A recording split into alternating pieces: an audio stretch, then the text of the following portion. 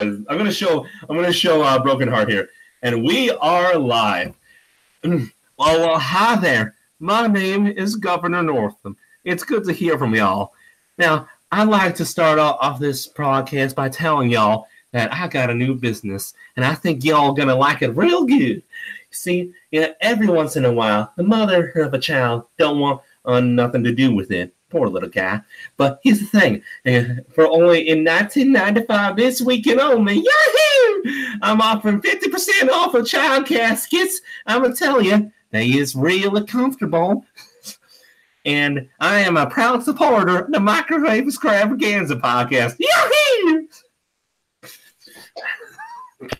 And don't forget to preach about the war of northern aggression, too. Oh, and my favorite, it's one written by a really nice gentleman, and it's called Main Camped or something other. I don't really understand much about why it's called that, but I do like some of the contents. Pick it up right now off of Governor 20 and 19 website. I promise y'all gonna like it real good. It's better than beans and cornbread.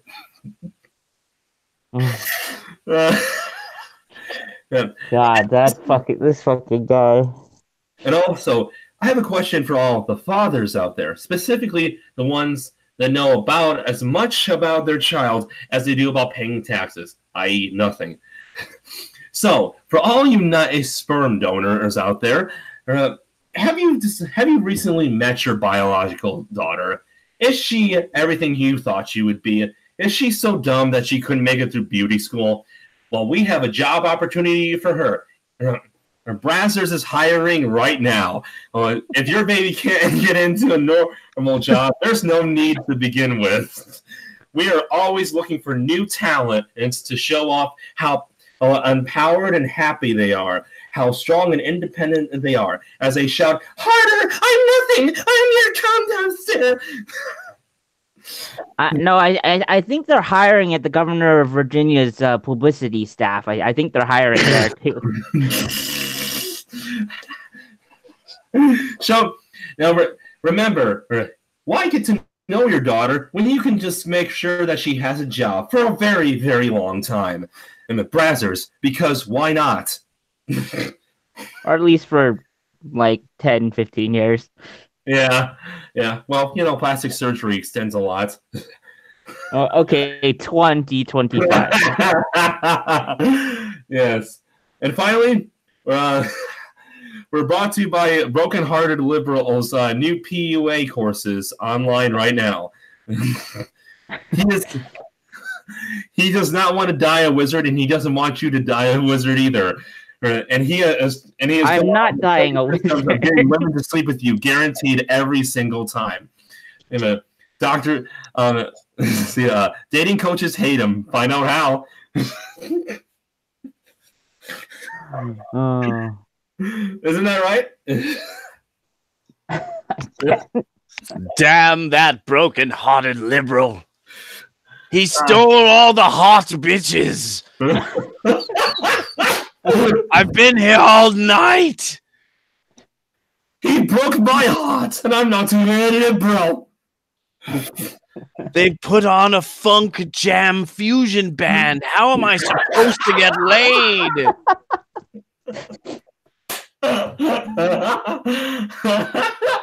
Hey, maybe Brazzers should recruit him so we can find the quality. Oh my gosh. the slim pickings. You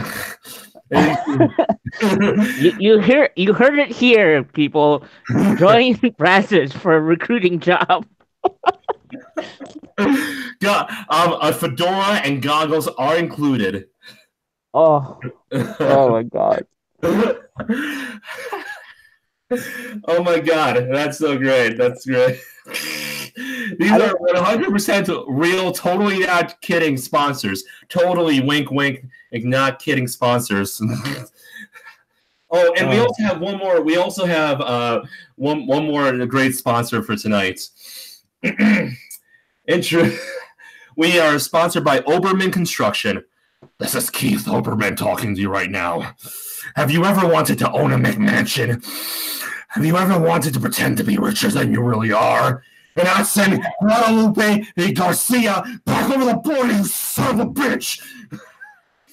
Well, if you want to help me and support my show, because currently all 3 of our viewers are not exactly interested, and please go down onto the deep south and buy one of my McMansions. And pay. They are completely environmentally friendly because we only use the cheapest and the crappiest materials possible. And don't worry about having to pay our workers a fair wage. We exclusively hire diverse South American workers only. Trump, you son of a bitch, with your coolness at the State of the Union. Speaking since we're on the topic of Brazzers, this for some reason popped in my head, but apparently there's a porn star. A lot of things popped into your head when I said Brazzers.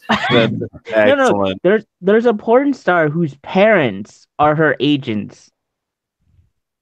I don't remember her name. What's it called? That Mormon chick. Dang, from like kind of more my era of time. Oh, dang it. You know Riley Reid, the most popular one of all time right now? Her mom's a cam girl. And she doesn't even talk to her own family because her own family will constantly say, yeah, my sister's Riley Reid, you wouldn't talk to her. Well, I mean, I assume Riley has like ruined all of porn because she's like they open it up and she's like right there. And it's like, Belladonna. Belladonna. That's who her parents, her mom. I think this is another one. That's true. I mean, it could be all sorts. I wouldn't doubt it.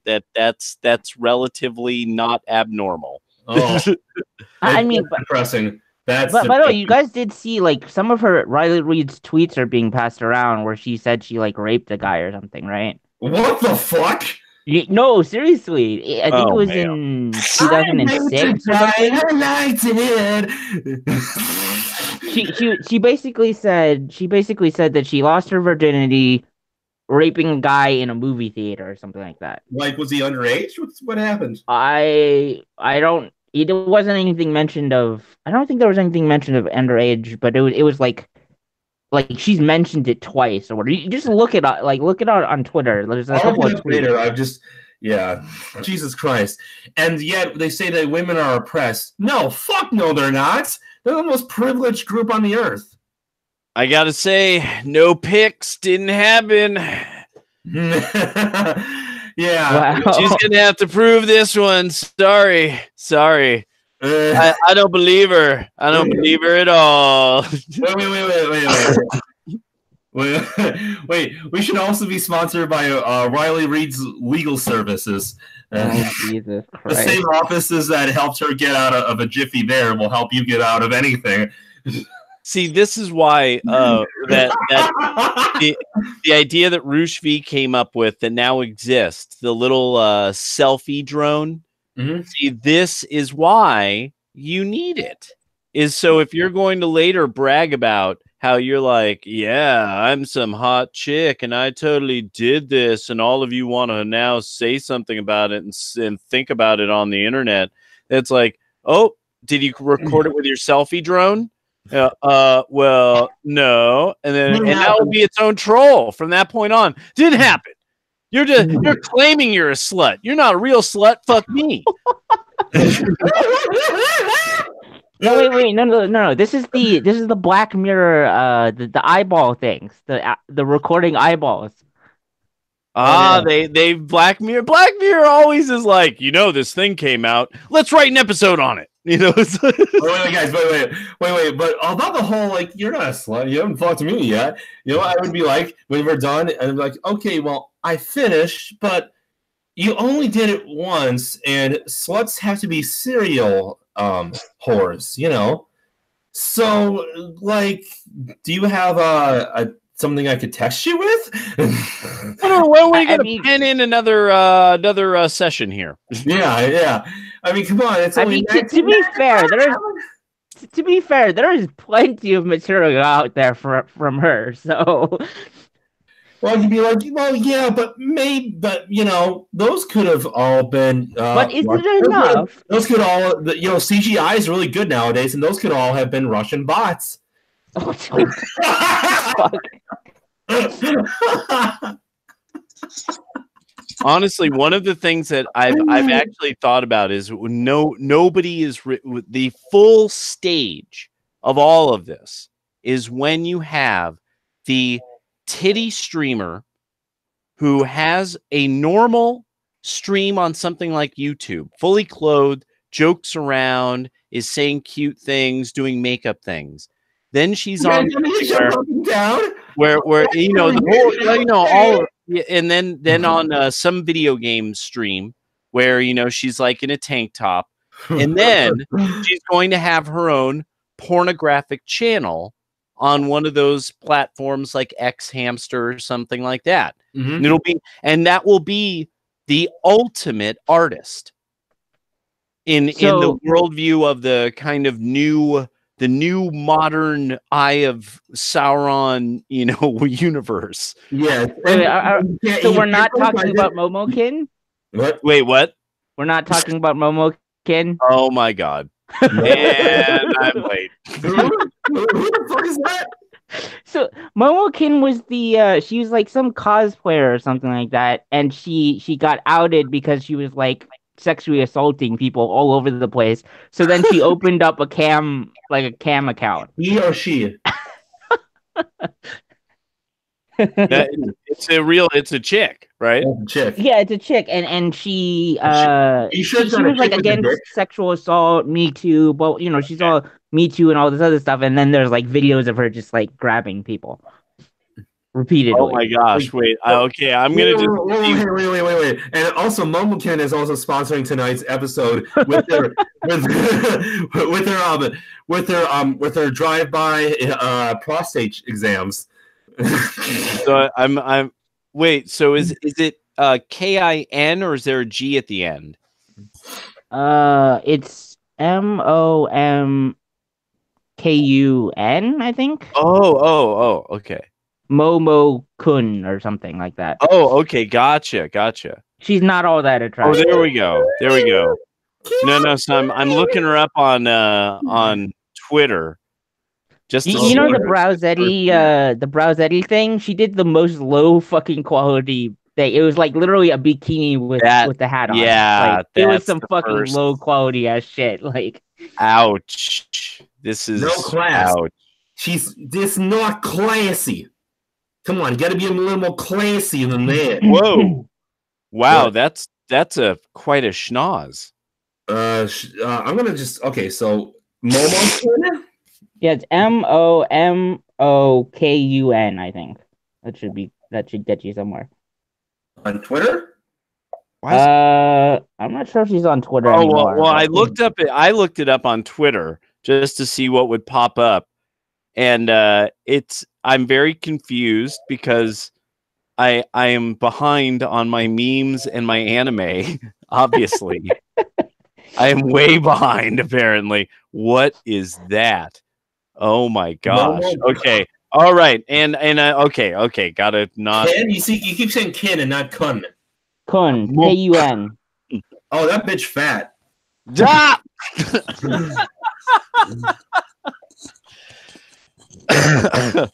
She's the kind of person who you wang bang one night when you're so drunk you forget it's like what proportion looks like, and then you just go. And then you go home and you're glad that whatever convention you met her at, you're flying back to one that's in a different state the next day. So you can just get away from the crazy that night. God damn. Everything that happens in Colorado stays in Colorado. and no matter how large or out of shape they are. The Denver Convention Center. They won't remember me. They won't remember me. Anyways, basically she was part of the, she's like calling out sexual abuser, I think it was like the whole Me Too stuff and whatever. It says Momokin.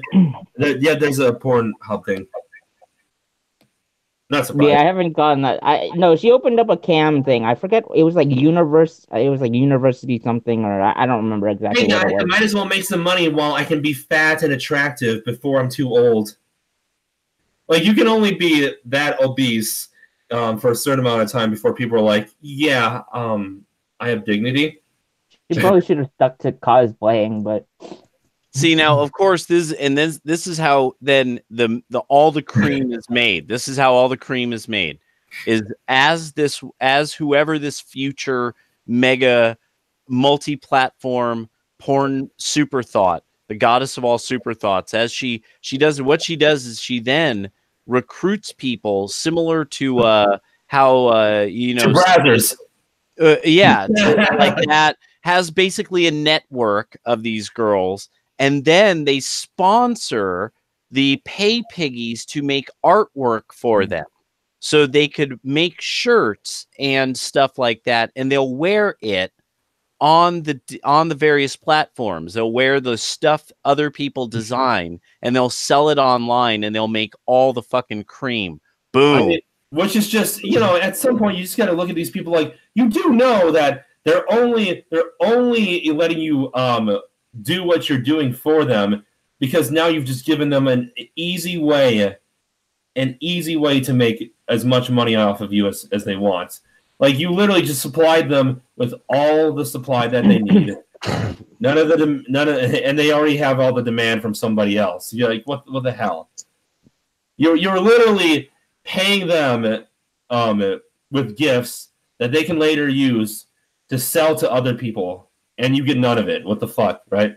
I think honestly, I was saying to somebody like this very liberal lady that I knew from years ago, and we saw each other in the laundry place, and I was like, our society is just not honest enough. We're not really going full bore 100%. The nationalists are getting more honest. Now we force the Democrats to get, you know, more honest, that they've admitted that the left exists and that a lot of these ideas, what they are. Well, for this kind of thing, for thoughtness, the world of thoughts, for the porno thing, we're not being honest. We're just not being honest. We need full temple whoredom, and we need people to re-embrace that, hey, if you don't want whores, don't hire them. If you don't want to watch a thought swing her titties around while playing Mario Brothers, don't tune into that website. And as long as we did that, nobody would be confused. People couldn't get really offended because they'd be like, why are you looking at that website in the first place? People go, well, but me too. And they'd be like, well, no. I got a virus. No. It's like a little kid. I got a virus and my pants fell down by accident. God, that's the roughest. Oh my God, that kid. What? Yeah, I just kind of think like that. It really is that we've been dancing around like this whole thing, like, you know, since the Disney girl all went to full whore status in the 90s, you know, with Christina Aguilera starting as you know, as Little Miss Sunshine, and then eventually becoming, you know, Dirty, before her career just totally tanks and she becomes a rather chunky older lady. And so you know, and Britney Spears, you shouldn't discriminate against her. You know, it's right? Like, I just think about, like, what if instead of these sex tapes that came out about Paris Hilton, she just had her own porn site and modeled her clothes. You know, tonight I'm wearing this. Oh, who are you? You know, I mean, isn't that Instagram basically? What? Well, you see, bingo. And these people have to depend on these chintzy platforms like Instagram. You know, no, you just got to have the full-on platform, you know, that you just got it all, you know. So yeah, but the thing is, once it's out there, people could easily just download the video and then just show it everywhere. Oh, you know, there'll always be pay piggies. No, you're just thinking too highly of people. that they won't. Wait, how am I thinking too high of people when I say that they'll just go pay for one time and then just plaster it everywhere for free? because somewhere there's this guy. I only once saw this ever in my life, and it was the creepiest thing I ever saw, and I realized it's very normal. Is that it was burlesque night at this one bar I used to frequent and like to get way too drunk at. And this one dude started doing this thing with $1. The way he was holding it at this woman and stuff was the weirdest. He was mesmerized. He was utterly mesmerized. And it was something that guys do at strip clubs. And I don't know what this is, but what happened was I realized it was supposedly not appropriate at burlesque night because you weren't supposed to do that. And so it was just really odd. I'm like, what is happening to this man? And I'm like, you're drunk. You don't know what you're seeing. And I just turned away because it was so weird. And later I talked about it with people and they're like, oh, well, that, like a strip club. And I'm like, what are you talking about? I've actually only been to one just to meet someone to go pregame before we drank someplace else. It's like, oh, you've never been to a strip club? That's what they do. And so I realized there's men who that's their bag. They gotta pay. It's a part of the turn on. No, I'm okay. Okay, hold on. You don't understand. There's something even sadder than this. It's not even just, it's like a cam girl or whatever. No, there's actually literally just pay pigs who pay for nothing, for absolutely nothing. There's a thing. It's on Twitter. It's like it was like there was apparently there's some people and they just pay other people who scream at them and tell them to pay them money. Like, Yeah. like that's literally it. Oh my God. It's a real thing. I did a whole video on it. It's like just look up like pay pig or whatever, that because that's where the term came from. And then not only that, but there's like, I think there was a Reddit or something. There's some shit around this or whatever. There's some Reddit or subreddit or whatever. And then it was like there was somebody they did a post and they're saying, oh, there's a bunch of people who are doing fake pictures of semi-attractive girls and stuff like that, and they liked it even more. Oh no! I'm just like, I don't understand. I don't understand. They like being cops that bad. I guess like it's probably some guy behind this account, and they're like, we don't care. And I'm just like I don't understand this community. I'm going to put it down and leave. Yeah, but I'm never coming back here again. Well, let's be honest. Let's be honest, and this is something that no one's going to admit. When you are raised by women your whole life, and your whole life you're told, to respect women, and then you go with that advice, and then all the advice that you're given always ends up getting you nothing. You don't get nothing from these girls. Well, you still have that urge. You still have that need for that poo-tang. And so this being this desperate would probably not be as widespread, especially since porn is free. Let's be honest. In almost all cases, porn is free. Well, not this kind of porn. No. It's not even porn. What? It's not even porn. Like literally, it's just somebody on Twitter or something telling you to pay them. Like.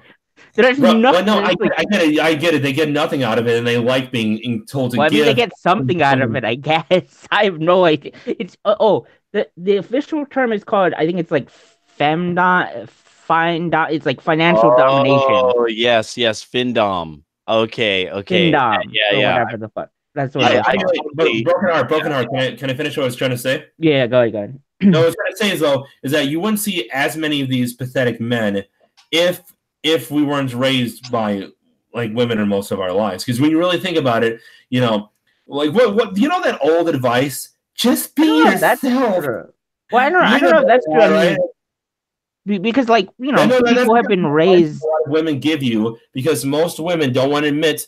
Oh, okay. So what most women want is this 6'1" guy with a strong jawline and a lot of big muscles, and they want a guy who is financially able to provide because they're hypergamous, and they don't want, like there's all sorts of things, that are definitely that you would say, okay, so she'll be your friend if she just likes you as a person, but she will never date you unless she wants some of you, unless she looks at you as that nice ice cream cone. I mean, counterpoint to that, I mean, like, like people have been raised by women, like traditionally raised by women forever.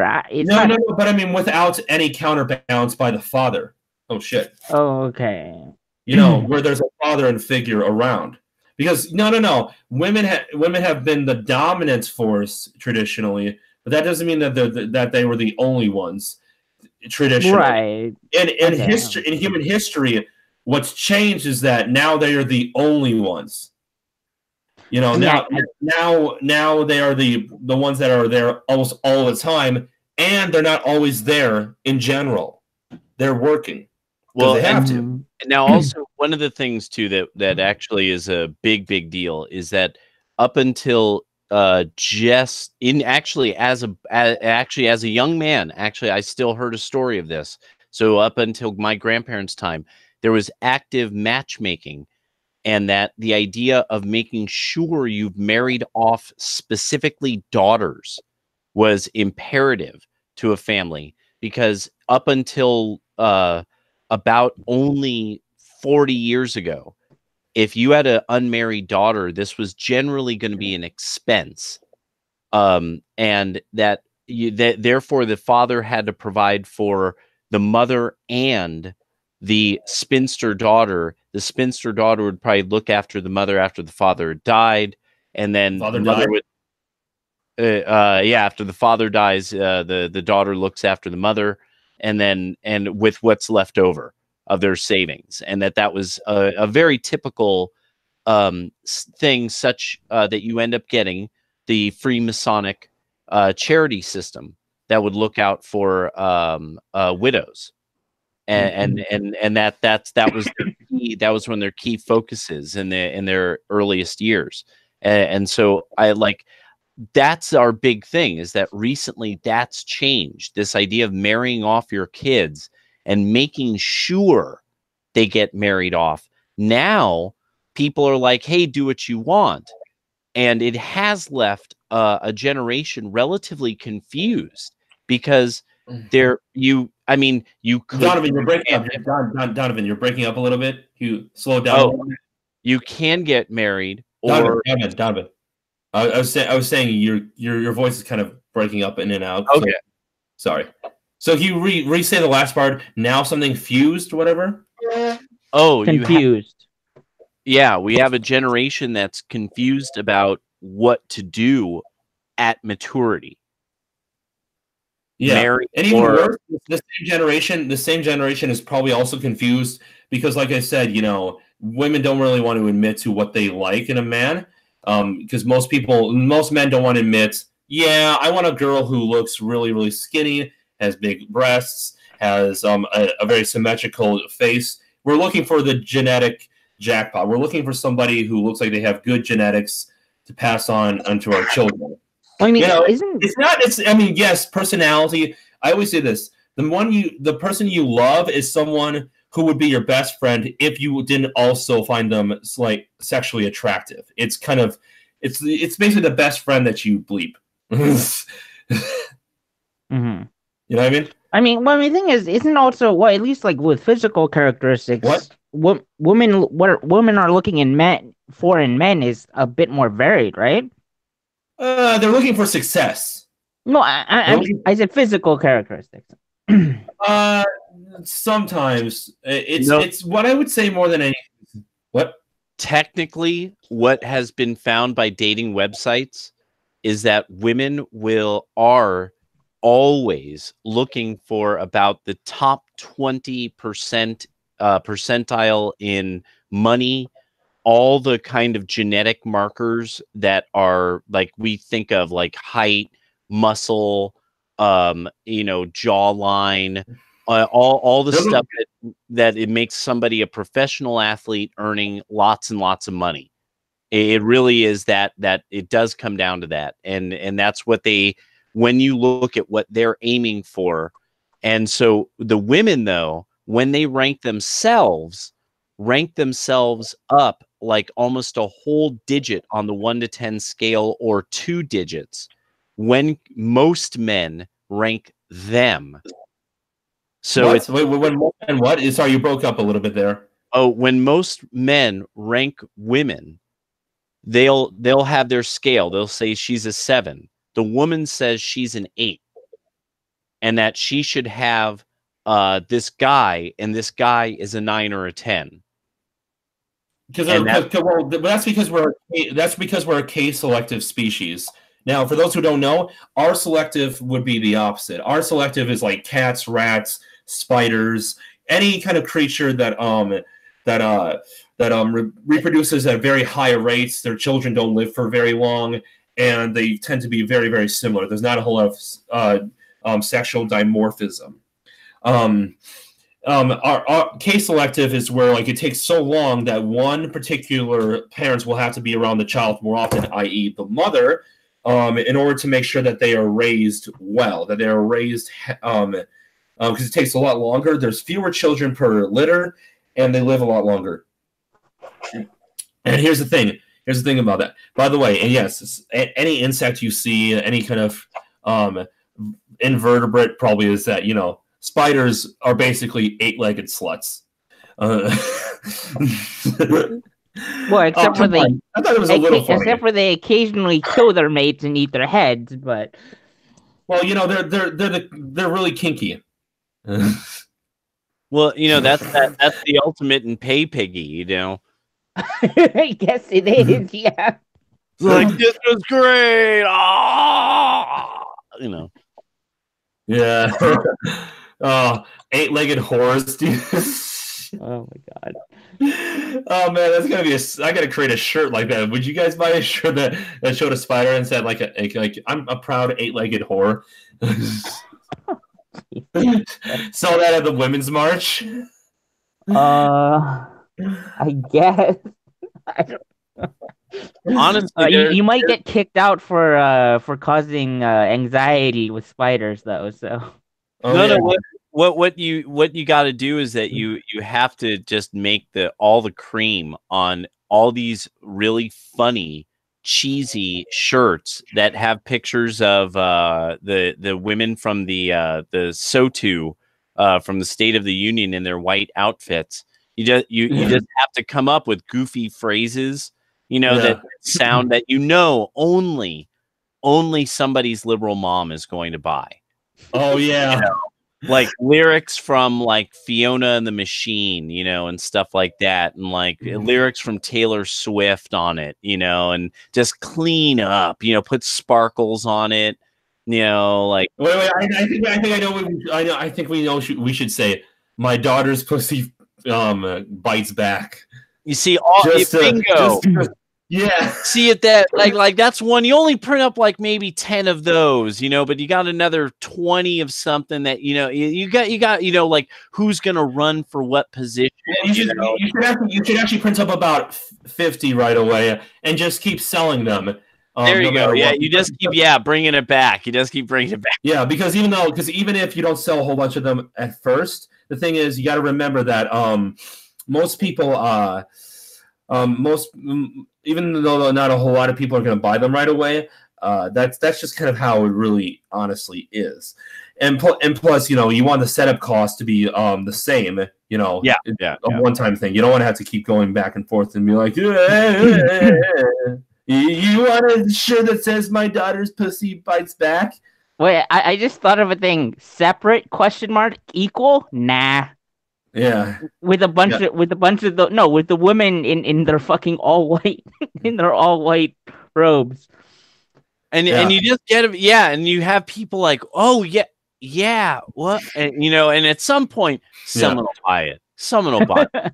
Don't worry. Wait, there should be one that says my daughter wishes she was aborted or something like that.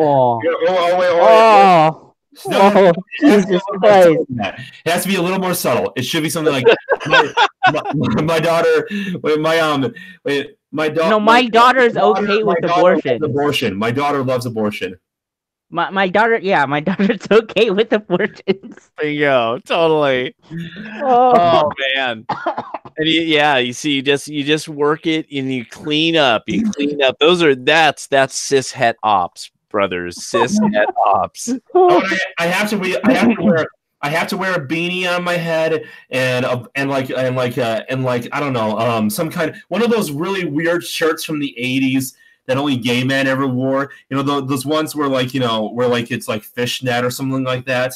And I had to grow out like a fake beard and some Coke bottle glasses and skinny jeans. Just to have the one publicity shot of the one. If anybody finds anything about it, at all, this is one of the designers. It's a picture of you, and they're like, "Oh, fishnet shirt and a beanie." Okay. Oh, and look at the beard. He's okay. Yes. And then Jared Holt moves on. Yeah, exactly. No, wait. Wait. The best shirt ever. We should abort. We should abort the what's it called? The Congressional Congress. What was it? The thing that everyone keeps saying that Trump got elected because of? The Electoral College. Yeah. That's the one that you have like lots of shots of Ocasio-Cortez, like her face in the background, faded. And crazy-eyed. Yeah, crazy-eyed, and in the forefront, her in all white, looking like a Sith Lord or something, just, yeah. Yeah. Oh my God. Or the Electoral College, people will be like, "Oh, this is dank. I'm gonna wear this everywhere." Yeah. Wait. Oh, better. Yeah, just so that way, because sometimes people might just say, "Oh, just abort mission." So we want to make sure that they know that it has to do with like pro-life, pro-choice. So I saw a shirt that says like we should give the Electoral College a partial birth abortion. Yeah. Oh man, and just and no. You see what the subtlety is in that you add little logos here and there, such as on the arm, like up at the shoulder. A lot of places they'll print that. So what you got to do is you have to have up there like those kind of like super murder forceps that they use for it. And you just have those right up there. We should have two logos. We should have it on all shirts. Should have one side have one logo, the other have the other. And like maybe we should have that forceps, but we should like align them to look like a hammer and sickle. Oh, of course. Oh, yeah. Oh, no. Then of course, there's all kinds of ways you could cook this. And then you make all the money, all the money. But the other one should be like some kind of like some kind of like pro-fascism, alt-right, Hitler Youth kind of symbol that nobody recognizes and nobody knows the historical context. See, that I gotta admit, I've always wondered if at some point, you could work it in such a way that like at like one of the shoulders it just says like Chatelet.org. And then nobody looks it up at all. Better yet, it's like under like the back there should be a jacket that has it, and on the back it says like proud feminist, and it has like the Iron Cross on there. No, that'd be too recognizable. People know what the Iron Cross is. Maybe wait, hold on, something Nordic, like something. No. You see what it is that you make a feminist shirt. And then at some point on it, it's that you have a little tiny print, like, like the upper corner where people put like a brand, like it was a stamp. They'll do it like that. And you have Sweetie Squad in cute letters with kiss marks all around it and little hearts. Because girls like being sweet. They're like, sweet, but I'm a part of a squad because I'm a tough feminist. Sweetie Squad. And Jim's power will grow exponentially across all dimensions and planes of reality. And so we all win. We get the money. Get the money. See. By the way, this reminds me. I think I know the perfect thing to do. So what it should say is it say like proud Kekistani feminist. Oh, there you go. Yes. Oh my gosh. Yes, you have. Of course. That actually. Yeah. But by the way, this was I think this was a year ago or so, maybe 2 years ago. I if I recall correctly, you know all those male Tears cups?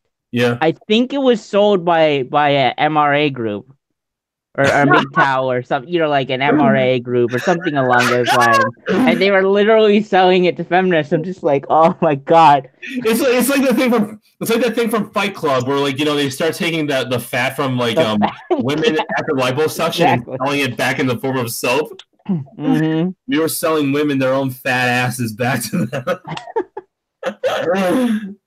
Oh, that was great. We just, guys, Donovan, if I ever... We have reached a new level. This is meta. Wait.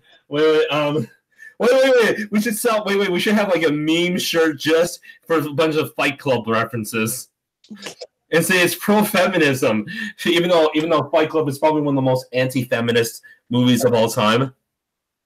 I love the part. I love the part how they're like, "Oh, by the way, did you know Snowflake was written by a gay man or something?" And it's like, okay, and wait, say something like, "Her name was Robert Paulson." Hmm.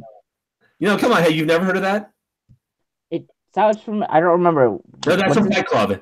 Because Robert Paulson is the guy who lost his balls and got shot. Oh, okay. It's been a long. I need to rewatch the movie, to be honest. It's a good movie. Oh man! Wait. Let's see if anyone's watching right now. If anyone is in the chat right now, I'm gonna open up a new tab just to see if anyone's watching right now. If anyone's in the chat right now, tell us some slogans you think we should sell to feminists.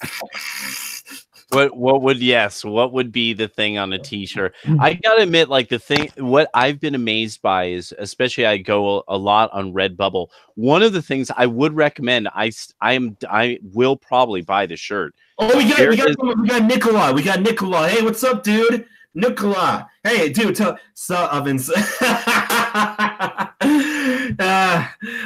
He's talking to his family right now. He said sup incels. Dude, please tell us what you think we should have as a slogan to sell to feminists. Please tell us that. What kind of way can we sell women their own fat asses back to them and the Women's March? So when I'd go on Redbubble and I was like, okay, let me look some stuff up to see if anybody's made a shirt like this. So one of them is they have way cool. Share the link. Nicola, make sure to share. Make sure to share the stream. But go on. Wait. I wonder if somebody has to have made the "Ask Me About My Feminist Agendas" T-shirts. Yeah. I bet. I know there's one that's a Chatelet rock concert 60s shirt with a psychedelic frog. It's one of the most amazing pieces of art I've ever seen in my life. And I was I was literally wow, I've got to have this just for the record. Just for the historical record. I got a perfect thing for it. So we should have a shirt that's I've been a proud feminist since 1488. See that? No, that's too on the nose. That's too on the nose. No. But what about the girls who don't get it?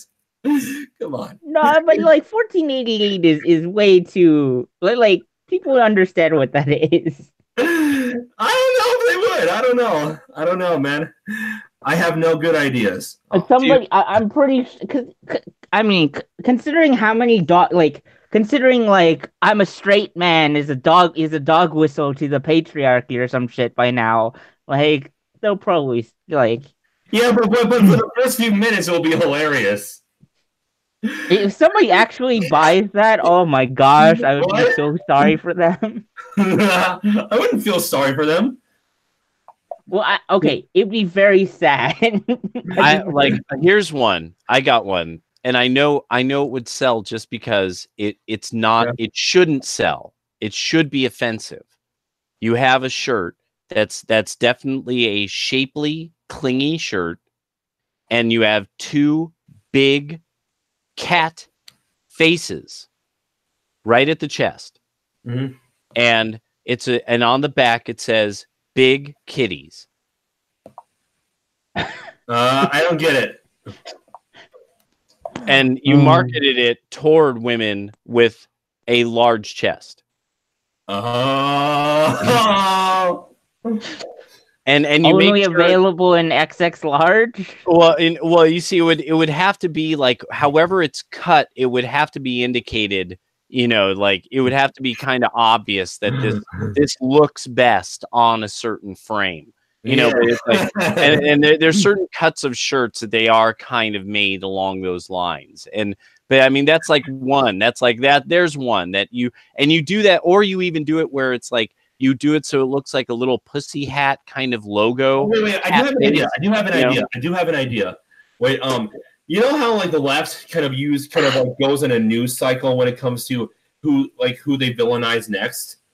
So there might be some people that they ripped apart.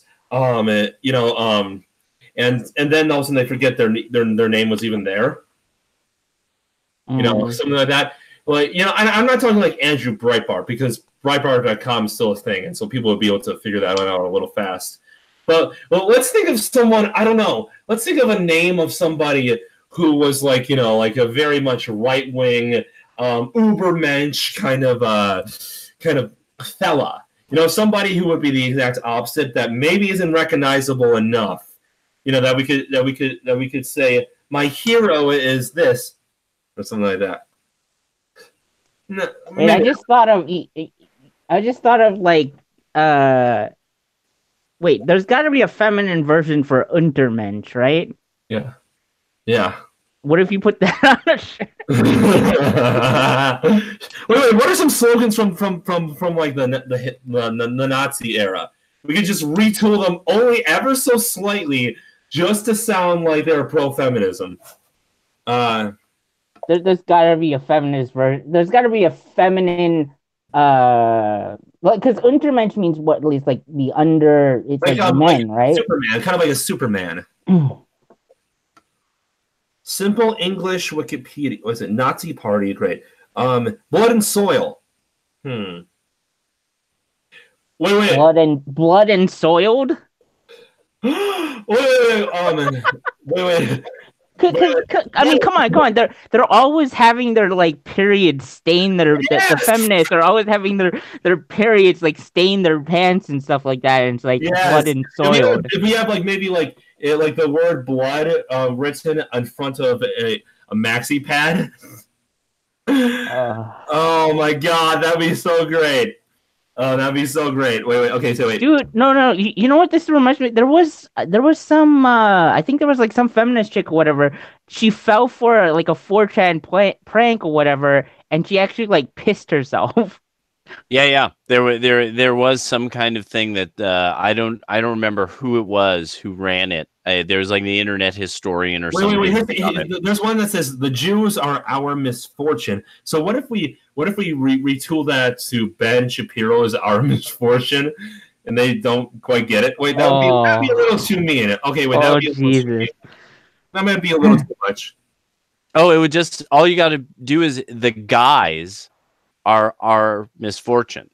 Oh, and then you Kavanaugh's our misfortune. No, the guys. And then what you do is then you put it, you don't put it in quotes, you just put that, and then you put the name of some relatively well-known feminist who's dead. Oh yeah. And you just see if you could sell it. Because no one will ever probably really look through Google quotes and all that to see if they. But at some point, they might be like, now the odd part though is this is very similar to, the sad part though is actually you wouldn't even need to do that, because if I recall correctly, there's quite a few like pretty bad quotes from like I think like first or second wave feminists. They're like some racist people. Oh, the ones from the 70s and all kinds of no, they have classics. German phrase is ADL. Okay, I don't know. Well, this is the ADL, so it'll probably be pretty biased.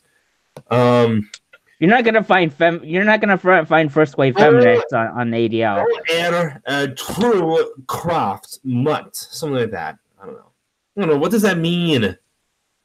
I don't fucking know. Blood and honor? Oh! Oh my God! Wait. I gotta find some Nazi propaganda slogans. Well, guys. Okay, so someone comment in the chat. Any kind of slogans we can do, and I just want to see if we can retool them. It's not like a feminist quote, and then put it like maybe we should put it like on jeans. Now, across the you guys did know that one guy actually did submit, and it was accepted that Mein Kampf rewritten in feminist. Yeah. Yeah, and that he's in like they're trying to still make it about him, and that he did something super wrong rather than they accepted Mein Kampf rewritten as a feminist paper. I just fucking love that. That's so rich. But I gotta admit, we keep touching on the whole thing with like State of the Union, and Arceon and I were talking about State of the Union, and we didn't ask you, brokenhearted liberal, what's your take on it as a liberal? What was the saltiest thing that you enjoyed? I mean, I haven't seen it. I haven't seen it yet. It's on my list to see. Broken heart. Nikolai just gave us the best one ever. We must secure the existence of our movement and a future for trans children. Oh my God! I haven't seen it yet. I mostly saw like clips of it on Twitter and stuff like that, but it just seeing fucking Ocasio-Cortez's face, she looks so fucking unhappy. Like she's like, what club did I join? Guys, and she looks like that time when you like that one crazy ex-girlfriend who won't leave you alone. The when she's in court and she finds out she has a restraining order against her, she can't yell. But she's not happy. Well, I mean, she already has what is it? The overly obsessed girlfriend look. Anyway, she has several pictures of that already. I know, she does. Like, God damn. It just looks like that moment when she finds out that she doesn't get custody over the child that she poked the guy's condom with a hole into the guy's condom to get. You know what I mean? No, actually, the best. No, the best tweet I think was. It had the fucking highest. I think it was like 24.5-1 ratio. Fucking had a clip of Ocasio-Cortez just sitting there, and he's like, American hero, no clapping, no smiling, no nothing. I'm just like, oh my God. Just like, so like it's basically he's clapping for a congressperson doing nothing. It's like, okay. And just apparently she's an American hero for not clapping for anything in Trump's speech. Yeah, she's the image of that. I'm with her. That whole image of the no fucks given as kind of like I'm a badass, oh, I'm a badass bitch, no fucks given, and yeah, yeah, garbage, total trash. I mean, like Trump did say, like, what is it, about human, like, child trafficking or whatever. Like, can you at least clap for that? I know, totally. Like, that was one that was amazing. It's like, oh, come on, you gotta. Okay, no, you're wrong, broken heart. You're wrong, Donovan. Children need to be molested until Trump understands. I mean, like, okay, to be honest, like, I don't actually give a shit whether people clapped or not. But like, if you're going to give a crap about, like, if you're gonna make a whole thing about clapping and stuff like that, that's something to clap. Like, just like it doesn't look good either. It's just like, oh. And anyone who's seen House of Cards should know that you kind of have to play the game. She just gave up. I guess, yeah. So, even if you think that everything Hitler is saying, sorry, not Hitler, but although if you think everything Trump is saying is literally Hitler, well then, I mean, even if you believe that, you still have to play the game. You still have to. When there's something that most people will still say, yeah, I agree with that. Even if you don't, you still kind of have to, play the game. I mean, the other thing was like in Tim Pool's video, he was like, there was a couple of them that were saying like, "Oh, we took the floor for him when he mentioned like female congresspeople." It's like, no, he gave you the floor. Like, it's like, um, it's just And I the love that. fundamental misunderstanding of what happened. And I love that that raised the roof. Like it just was so goofy looking. It was like, oh my god! Wait, isn't there like what didn't like what's her name Pelosi have some really weird looking clap? Oh yeah. I mean that one was while that Frozen photo did look goofy. The whole thing about Pelosi and I was sitting there and I asked a woman at work, and now granted she's very conservative, but she totally saw it too. Okay, what women probably noticed is that Nancy Pelosi's face is weird. Yeah. It's just weird looking, and she needs to do some mewing. She needs to start mewing.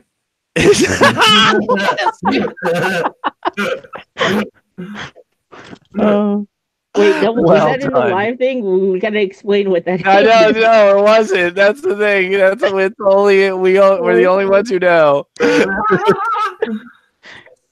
So you want to explain what mewing? Look it up. Look up Dr. Mike Mew. He could do wonders for those wrinkles. It's basically jaw exercise. In short, it's like jaw exercises or something like that.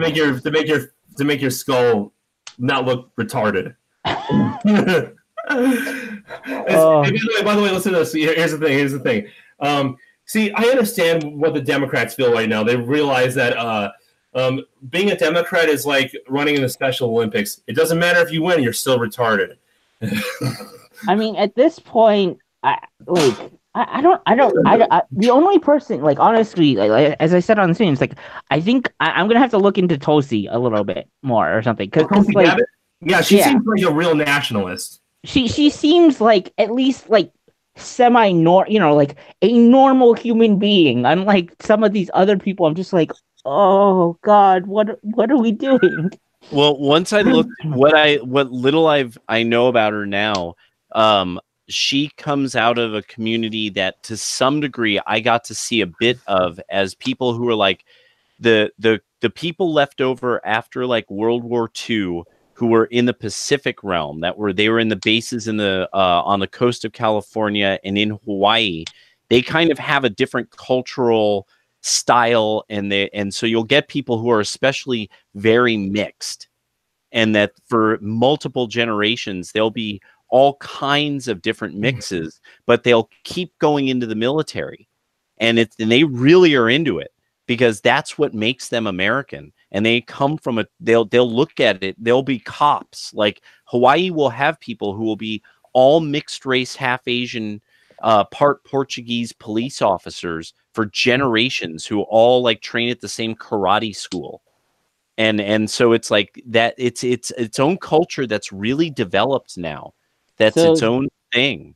So are you saying Asian master race, or it's honestly it's sort of the Hapa old money, Hapa old culture in the Pacific Islands, and the thing is we elected Vulcanar, why are you complaining? You'd be part of that. I'm not complaining. I wasn't complaining. We have yet to see the kind of a group of them come out of California as a political bloc, but they do fundamentally Hawaii. You mostly see it in the Brazilian Jiu-Jitsu and MMA world. Is that you see a lot of people like that, but if you know people like that, a lot of them are into the military, into the police, and they like it. They see themselves. They see it as being a part of a tradition, and in community and stuff like that too. I mean, because you're gonna have, you're gonna. I mean, because on some of these small islands, community, Asians and community, like it's like Latins and Asians really have a huge focus on family values. Did you guys know that? Like like in the Latin American community, we really have a lot of stuff like for instance, like I don't know much of my old family, like just because of it. But what I do know is that from like spending time with other people who come from that same area of the world, what they say is that the girls are taught to cook for their family because it's going to help them practice to cook for their husbands. Mm-hmm. Yeah, but I mean, one other thing is like what I don't understand is like for some reason, like a lot of the Democrats and stuff like that think oh, we got a lock on the Asian community, but then or not Asian, the Latino community and stuff like that, and it's like yeah, but they have it's like you look at like at some of these Latin communities and stuff like like you're saying pro family, a bunch of them are Catholic, so they're not going to be so much for abortion, they're not going to be so much for um birth control, all kinds of stuff like that. I'm just like, you don't have a lock on it. Don't like take it for granted, you fucking idiot. Yeah, totally. Yeah, translate some Nazi slogans, and there's like one where like like a jazz player has is like a monkey or something like that, and it says "Entarte Musik," which means like music, entarte or something like that. What does that even mean? Entartete. I'm not very fluent in German, meaning I'm not at all. No idea.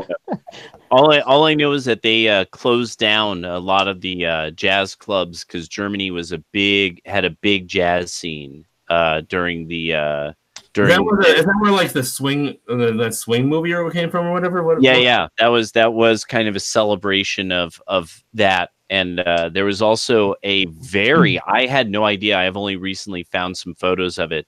Big gay scene, like all the leather with the weird police hats. Although there was a lot of negative things that a lot of that wasn't always the best thing, depending on because sometimes it was like prostitution of children and stuff like that. That was from the Weimar Republic when basically everything sex you could find, including things you probably shouldn't. Right? Yeah. Well, I mean, I guess before the Great Depression, obviously, because during the Great Depression, Germany was fucked. Oh well, no. I mean, it was very big during the Great Depression because that's how you made your money. But no, I'm serious. So So I guess Germany was getting fucked. In their case, they were getting fucked. And the idea is that the idea was that if they were to take on sort of these new modernist ways, mostly out of France, of like all these foreign ideas and foreign music, and that you threw out the old values of the old world, finally unseat all of the nobles and everything they've always been. Now, of course, what the deal was, all people like, Hitler and all of them, they all ended up having to make deals with the nobles because they had, estates and they had money and they had gold and they had, killers. And so they all made deals with them in the long run and converted all that into some kind of industrial format.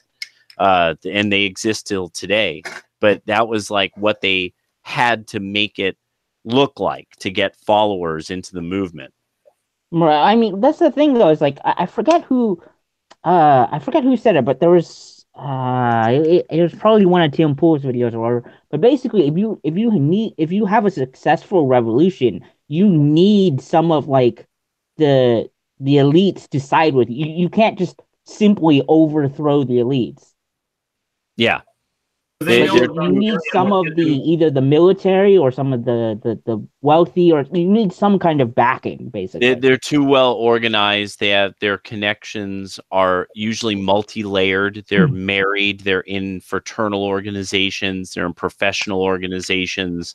That old order has to maintain to some degree, or there just won't be commerce, and then there will be mass starvation, and so. At some point, the elites. They don't know everything that those old people knew. They don't know everything that they used to do, and those things that kept order. You don't get rid of the guy who's running like the oil fields. You just make sure that he works for you now. Yeah, that it's much easier. It's easier that way. Yeah, and that's how that's all. That's how communist governments become corrupt because you need some of the elites then it just becomes these people are the ones who get to take all the wealth. You put all the wealth in the government, and guess who controls the government? Gee, I wonder who. that and also you actually end up getting then, as like Hayek wrote about, the rise of the worst in society, where literally the most deviant in society, because they're attracted to what little wealth is left, they end up becoming the guards around it, and so you'll see them and running the death squads and making the speeches and marching around and stuff, but it's like you don't see the guys in the background who are controlling wealth and policy. I mean, this is basically what you're. I agree with you, because this is exactly what happened in the Soviet Union. You have the idealists. You have Lenin, Tolstoy. Like they have the quote good intentions, and then you have Stalin, who ice picks Tolstoy, not literally, but not personally, but like ice picks Tolstoy and takes over, and then you have those people in charge. Well, also you got to remember. Actually, I should show you guys like a video later from what's his name, Yuri Bezmenov, who was a Russian defector who works for Novosti, which means news, but it's the propaganda arm of the Soviet Union. Mm-hmm. And what he says was that when you subvert another country, you will use ideologues, people who are just insane, and they are essentially useful idiots. But then once you've overturned the government, then you get rid of them as soon as possible. You don't want ideologues, because they will get in your way and will see the fault in their own ideas. They're essentially useful idiots. That's and that's yeah. Actually, guys, I want to point revolution.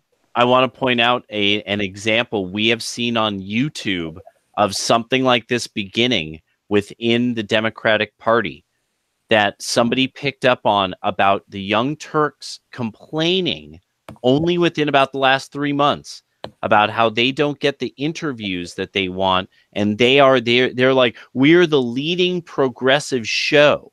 Why don't they understand that they need to talk to us? Blah blah blah blah blah. I think it was after the election, and they were all wah wah, looking at the results, and I was sitting back going, you guys are being pushed out of the circle. The progressives. You've done your job. Now, you've done your job. Yeah. Now you must move out of the way for the leaders and the intellectuals behind it all to take their place at the table. And not only that, it's the thing too of, you have done your job as a good bunch of propagandists. We will now see what happens, and maybe we'll call you up and give you a bit more funding, because they need the money. Yeah. Interesting. Well, I mean, the other thing is the ideologues also. I mean, it's not just necessarily the elites and everything. Is the ideologues will go and elect somebody like fucking Ocasio-Cortez, who's like it doesn't matter if I'm factually correct as long as I'm morally correct. Yeah. Miss Cortez, if you're listening to this right now, Miss Cortez, if you're listening to this right now, and I'm sure you love this nice, deep Latin chocolatey voice, you old hag.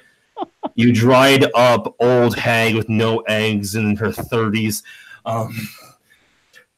You see, it's kind of like one of those math problems that you never actually did in high school, where, this is something that, only the smart kids did, where if you get the first answer wrong, everything else is wrong that follows.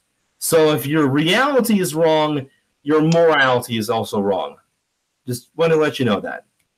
Yeah, I mean, this is why I tweeted, like, we should end death in 10 years. It's morally correct to end death in 10 years. Why would you be against that? I know, who could oppose that? I know, totally. And why would you not want to spend money on that? As much money as it takes. Right? You're stopping death. Come on. Duh. You don't want to be a jerk, do you? Oh God! That's actually an interesting thing, because if you look at it, that is a very female tactic, and using that for women is a very female kind of tactic. Like, if you listen, like Cortez, like a lot of like when you see what do most women do when they don't get their way, but they want to make sure they do. They always go to the well. You don't want to be this type of a person, do you? Do you? It's like the shame is very well, used. Start with. Oh yeah, it's actually like when you want to motivate a child, you sometimes will use the teasing game. Like you'll have some teasing name for them. Okay, come on, goofball, up and at 'em, let's go. And they're like, "Oh, I'm no goofball," and you tickle them or something, and then they run off, and they go and get in the tub or whatever. And so that it's that kind of instinct. And then like women tease their men. They'll have like a various ways of doing anything from fighting with you first fucking thing in the morning, or keeping you up late into the night with talking about something that irritate you, or they might just have some goofy name for you that now and then they'll use at certain times just to be kind of funny and stuff. And it's like, oh, okay, she loves she was adorable. Right? Yeah, and it's kind of adorable, because that's the power that they have, being physically so fucking small and so much weaker, and so that's their methodology. And once men know that, they got super mega game over that shit if they know how to work it right. But that's what she's doing. Strut with its own flag against Bolshevism. Now we could just wait, say it again. Say it one more time. I didn't catch all that. That was just like, I'm like, wait, what? Strut with its own flag against Bolshevism.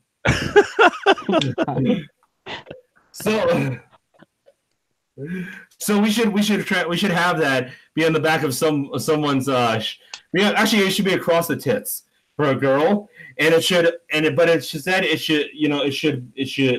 we should do that. But we should. Wait, is this one of the German propaganda things? Yes. But you gotta change Bolshevism into like fascism, obviously. Well, wait. We should have it be like a name for something good that maybe most people don't know the name of. I don't know. Wait, against Kavanaugh. We should strut with its own flag against Kavanaugh. Now, of course, this is a Google Translate kind of translation, so take it with a grain of salt. I'll have to find somebody who can find the correct German way of saying this, and what it would sound like in English if you were to translate it correctly. But if we did this, they probably wouldn't, figure it out right away, would they? Wait! Hail Hydra! I don't know about that one. What? I don't think you're gonna get away with that one. That'd be funny, but wait. Hail Medusa. I don't know. Never mind. Okay, that is kind of stupid. But I mean, hail. You gotta remember, like, hail is like, come on, like. Well, there's a slogan that says we shall soon have our stormtroopers in America. We could just change. Well, that fucking didn't happen. Yeah, but we should change that to we should have our justice warriors in America. Or no, maybe not justice.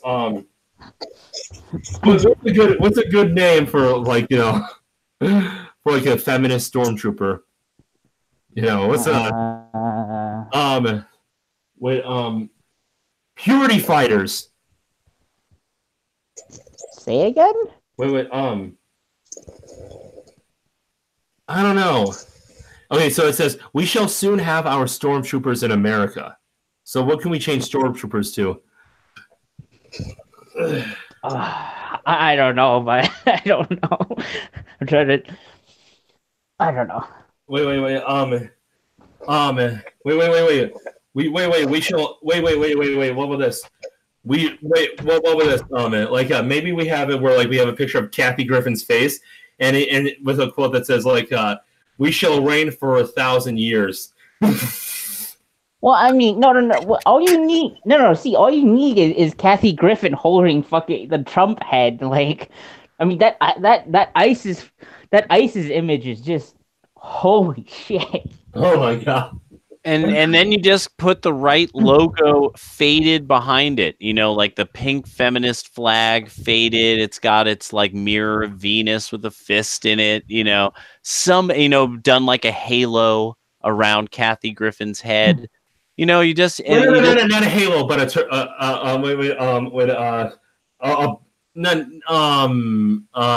hijab. Well, no, like in the background, like it's like a behind her, and I mean, you just keep it simple. You just got to keep it simple. You got to just put the right images together, and have. I keep thinking now. I just can't stop thinking about.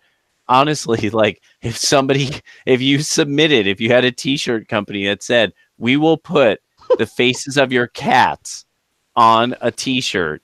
And they will be your kitties, and that you will have pictures of these two cats right where women's tits are. And I just keep thinking about them, like, I think I could actually pull this off, and that the joke will totally. I'll be the only one giggling the whole time until at some point, all the way to the bank. All the way to the fucking bank. Totally. It won't be until somebody's at a party and they're drinking a little, and someone goes, "Haha, you're kitties," and then everyone will go, "Oh," and then they'll be like, "Oh shit, that's the point of the shirt," and that'll be the force, the wave that will go throughout the meme force, Oh, and then it'll be up. And then that'll be it. They'll die. That's great. That's so great. Oh wait. I'll be right back, guys. I gotta pee. Right back. They'll dox me and take all my weights. Oh man. I gotta admit, like the State of the Union, as far as like just watching a State of the Union and seeing somebody do their thing, I'm like, holy crap, this was amazing. Like, you nailed this. Like, you even like the best part about it was not only did he do the guest thing well, that these perfectly well-timed guest appearances, and I love that that's his shtick now. And that the guests he picks are these people who you're like, wow, for real, bro. Oh, right on. You feel really good for them that they're there, but then on top of it all is that he would every once in a while say something and look into the crowd, and you're sitting there going, I think he actually really just stared somebody down and said that straight to them. Like, at one point he looks at all the Pentagon guys, all the generals, and he says, a great country doesn't stay in endless wars. And he had this sort of period of about 3 seconds that he kept focused, and then he scans the crowd. And I'm like, I think he's really, like, he knows he's in a room full of people who really would like to see him dead. And I mean, that's why I said, in before the military industrial complex loads the Carcano rifle. I mean, like, fucking hell, dude. I was really impressed by just there was so much going on in the undertones of that speech, and who he and the stuff he was addressing. It was funny because he brought up the wall, but then he brought it up for only like a minute and brought up all this other stuff. And I'm like, wait a second. Everybody was getting mad in this one chat that I was on. I think it was Sinatra Says or something. And everyone was getting mad. They were like, I want to hear about the wall. And then I'm like, wait a second. Why is he not talking about the wall? And sure enough, 2 days later, I find out that there's like another section that's been put up in the Rio Grande area that was a part of like a works, like a Army Corps of Engineers thing. And then there's another 1.3 billion that just passed the House as a part of something nice and quietly. And so I'm like, okay, this is very piecemeal, but he's kind of getting what he wants. And we just aren't really aware of it because the media cannot admit he ever wins. Mm-hmm. Well, I mean, that's how. I didn't. I think Bush put up some bits of fence and stuff like that. It also. I mean, the other thing you also have to remember is it takes a while too because you have to eminent domain stuff and you have to like or buy it up and all kinds of other stuff like that. Eminent domain is kind of a dark concept as it is. Well, I'm just. I mean, that's how you. That's the only way to do it because I mean, that land is. Yeah. The land is either federal or it's private hands. Well, and it's also that there is a problem that's recently developed that the military and Department of Homeland Security and all that has a certain authority over land that is 100 miles in from any physical border. And so they actually have programs starting to monitor that space because now we're allowing the federal government to do all kinds of shit. And so one of the things is that they have to work out the legal details. And so it is like this is your property, but what part of it is actually our responsibility to defend as the federal government? Mm-hmm. And that kind of thing, like that, because to some degree that's now an issue, is that they actually are like, we actually do. Are you saying that they basically have jurisdiction, like basically like policing jurisdiction? Is that what you're saying? Well, that's the thing is they have to work those kind of details out. What kind of responsibilities does the government have? And then they have to, and then what rights does the property owner have? As well, and then does the property owner want to just simply allow they should for sure get compensation. Well, and that's the thing is then does the government have to compensate them for an area that they have to build some defensive barrier in? Yes, or that kind of thing. They have to. They should. And I figure that's now what's probably being worked out is, it's that an area by area would be different. County by county, it might be a different detail, or state by state, it might be different details. Oh. Well, I think they should. I mean, the thing is, like, if you do eminent domain, I don't think it's going to stand up in court if you don't compensate somebody. Well, yeah. This isn't Zimbabwe. Yeah. But I mean, say like, what if say a deal that's made with a landowner has hundreds of acres, right? Says you can have the fence on the you put the fence in from the borderline inward from my property so that you can then drive between like sort of two barriers.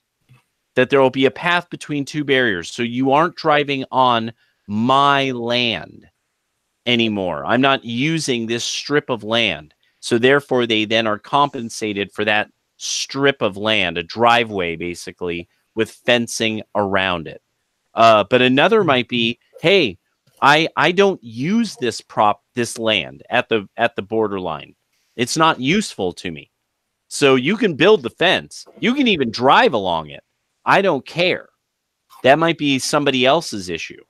So it probably and then there might be something like my neighbor's a douchebag, so fuck him. You guys can build whatever you want there. And then there might be somebody who's like, I actually am planning to build a section of this, that, or the other because me and some other property owners have decided to do this, and they got to coordinate with the government, like where's the driveway for trucks to deal with the fencing and all that shit,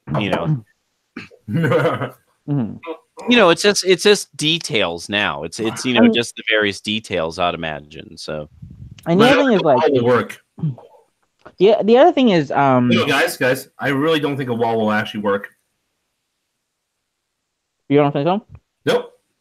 I'm very much for keeping Mexicans out of the United States, who want to cross illegally. I'm talking about effectiveness. You see, throughout history, all walls have failed except for one. And actually, there's only two borders have actually been effective long term. The Israeli wall in a certain desert area somewhere in Africa. And here's what both of them have in common. They're lethal. I would be more in favor of putting landmines on the border. It works. Well, so my thing is, like, generally, I'm not 100%. I'm not 100% either way, like whether or not it'll work.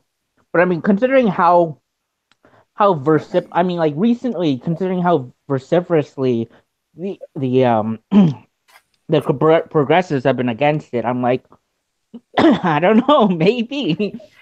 I mean, the thing to write though is about the Israeli wall. Is like, because a lot of like more right wingers will say like, oh, but look at the Israeli thing. It's like, you have to understand, like, I think it's not very long. It's only probably a couple miles, and it's filled with crap tons of people watching it.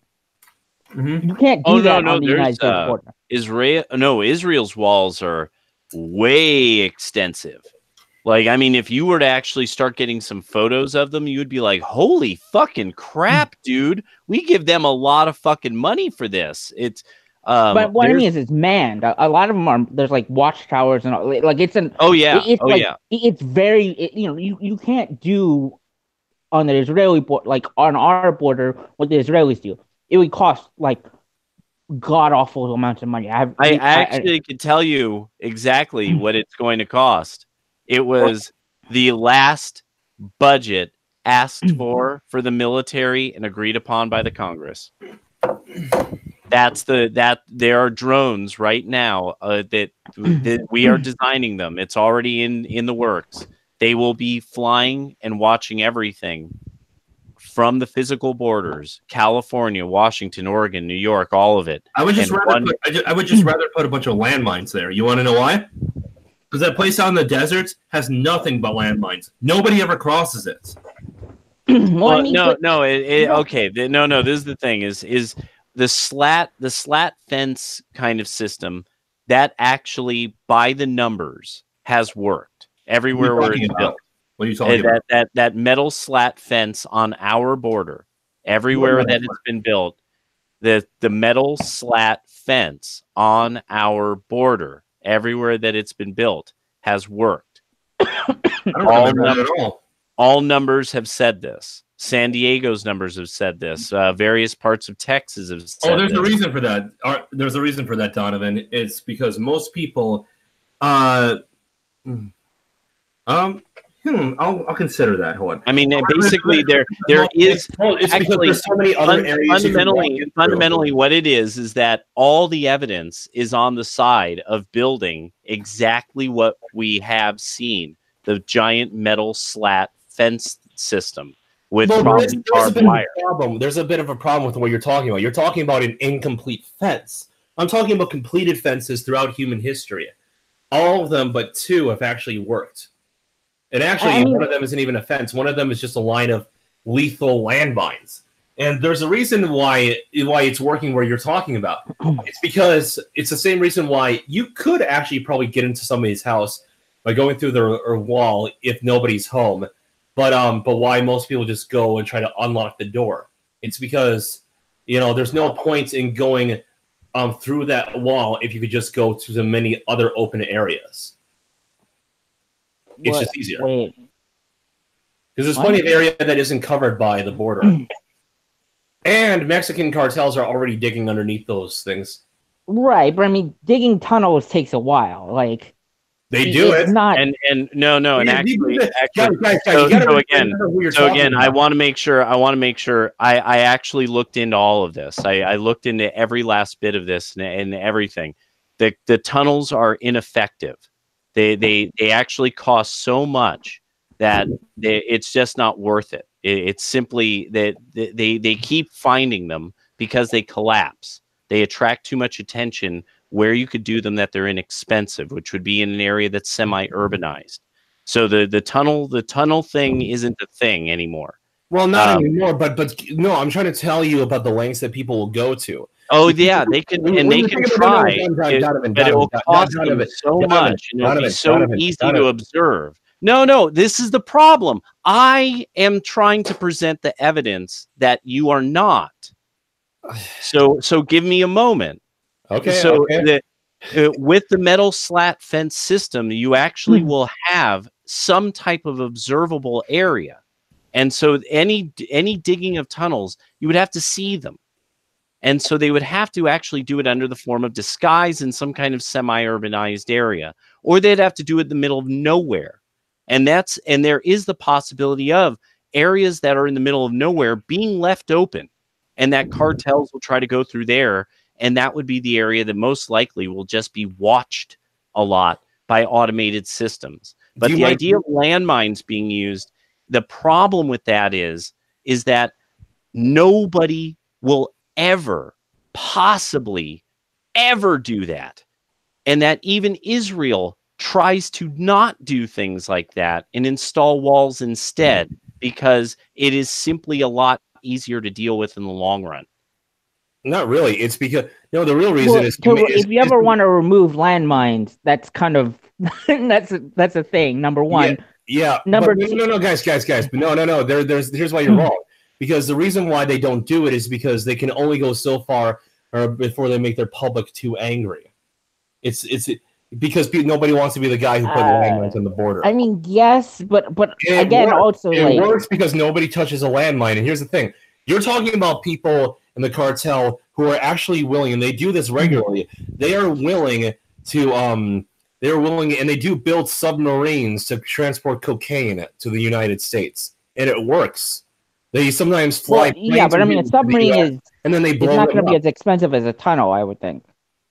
No, but what I'm saying is the problem with walls is that they give the illusion of safety. A wall is a barrier designed to slow people down, but it's what you do, and it's designed to control the options of the other person. Wait, real quick. The thing is, like with landmines, you're mentioning tunnels and stuff like that. Landmines aren't going to stop tunnels. No, but like Donovan said, landmines are just tunnels are just ineffective. But nobody wants to touch a landmine ever. Nobody is going to get near it for their own safety. But the problem with a wall is if you can just make sure, the whole drone problem, that's a big problem in and of itself. You could just EMP that bitch. There's so many different technological ways of getting around things that are electronic. And the problem is that if you can get close enough to the wall for long enough, you can just blow a big enough hole in there. And then real quick. One thing about the flat open areas, I'm more with Donovan on this, is like you don't actually if you have an area of the border that's literally flat for miles, you actually don't need to put a border there or put a fence there, because anybody walking across that is going to be seen. Like, you just need some surveillance. Like, you don't actually need a barrier, because a field of landmines could just take care of that problem for you, where you don't even need people there. Well, no, I mean, you don't. If you have some observation, surveillance and stuff like that, you don't, because if you put a camera that on a flat area of land, that camera can see for miles, like literally miles, and if somebody walks across it, boom, they get caught. Well, a lot of where we're talking about, like that, say, impassable or relatively impassable regions of the country. Hey, Donovan, I'm sorry, did I make you angry, Earl? Well, no. It says, I mean, like a minefield is just preposterous. It's just utterly preposterous. No, I mean, you got a little angry, I think. I'm sorry, man. Did I make you? I didn't mean to. No, I know. I'm just listening. But a minefield's preposterous. It's the slat. The reason why everyone's fighting the slat fence thing. The reason why it's always about how do people react. The Democrats hate it because it will work. That's it. They know it will work. It has worked. Well, I mean, that's why I was saying, it's like I was kind of unsure about this, but considering how absolutely like psychotic they are against this, I'm like, well, maybe. Yeah, I mean, but what is preposterous about the landmines, though? Because you could blow anyone or anything up. Yeah. That's the first problem. So it's not that it will deal with who you don't want on the territory. That's actually anyone going. What if you don't want anyone going? Well, I mean, but you'd be losing landmines to like a deer or something like that. Yeah, like to foxes and stuff like Well, that. you can have it where you have like a And smaller. You could have a like kind of like when we have the 38 parallel in North Korea, where you have a wall, but it's not. But it's only meant to just keep out stupid shit. You know what I mean? Stuff that doesn't know where it's going. So wait, you're gonna build a fence, then you could put mines, and you're gonna put another fence? Why not? You see, and it would be way less expensive. It would be way less expensive, and you wouldn't have to keep going back to it. So. No, it actually mines are expensive. Mines are relatively expensive, and you have to have a lot of them. There's a one-time purchase, and people they'll they don't last forever, and you have to actually kind of be some won't work, some will. That's the other thing. You never know which ones will or won't work. That's the other beauty of these, because I got to see a retired minefield. All the technology we have, like literally a rail gun will eventually be used by our military, and I guarantee you it will. To like drop a piece of metal from space to hit like some other person instead of a nuke. Like, you're telling me we don't have landmines that can last forever? No, we don't, because it's. No, I mean, okay, look. Come on. One, nothing lasts forever. Two, again, there even with like technology today, there's still duds. Like, you still have. I mean, like, you look at Iraq and Afghanistan, like Al Qaeda and all those other people, they were picking up like dud bombs, taking the explosives and like blowing them up with using them to blow up our troops. Like, there are duds. Like. Well, okay. All right, Donovan, I really am sorry if I made you angry, though. No, it's no big deal. It's really that Israel has minefields, and those minefields are a bane. They actually have to just have an area that nobody can go anywhere near this area. I mean, anyone at all. And so people will every once in a while blow the fuck up. Because like a child will like go into the wrong area because everyone forgot where they forgot where the mines were. Yeah, they didn't know there was a mine still over there, and that's how they discover how big a minefield is after it's been forgotten. Hey guys, the legendary Blue Gamer asked if he could join the panel. What do you think? It's your show, man. You know what? All right. Yeah, I never. Yeah, why not? All right. Yeah, we rarely do that with other people. So. Okay. Do you have Twitter, dude? Comment below if you do. But definitely the wall system. I would say, like, if you ever take a look at who's building walls and why, like what their strategies are across the world, because across the world walls are going up everywhere, and so it's interesting because you look into these companies and their technologies. Some countries, you're right, they have the new level. They have RoboWall, and you don't fuck with it. This is some Fallout. This is the Institute and Fallout 4 shit. And you're like, oh, okay, you're not playing around. Nobody goes into Jordan unless you go through along the right roadway. Got it. Fine. The legendary Blue Gamer, who commented and said, "Can I join?" Make sure to tell us how I can send you the link, okay? All right, sorry about that. Go ahead. But yeah, it's just there's a lot of countries have started doing that because of, and it's for whatever. I honestly think there's a lot of these people understand a lot of humans were going to move around, and so a bunch of people got ahead of it. And notice who had walls ahead of all of them. Who? Oh, you mean the Juden? The Holy Land, my friend, the Holy Land. Yes, the ones in Hollywood. It's amazing, like how they seem to know that all the people on their border in Syria might just have to suddenly like move en masse, and it's like, oh, luckily we got all these walls here. Oh yeah, that's just just there, it's no big deal.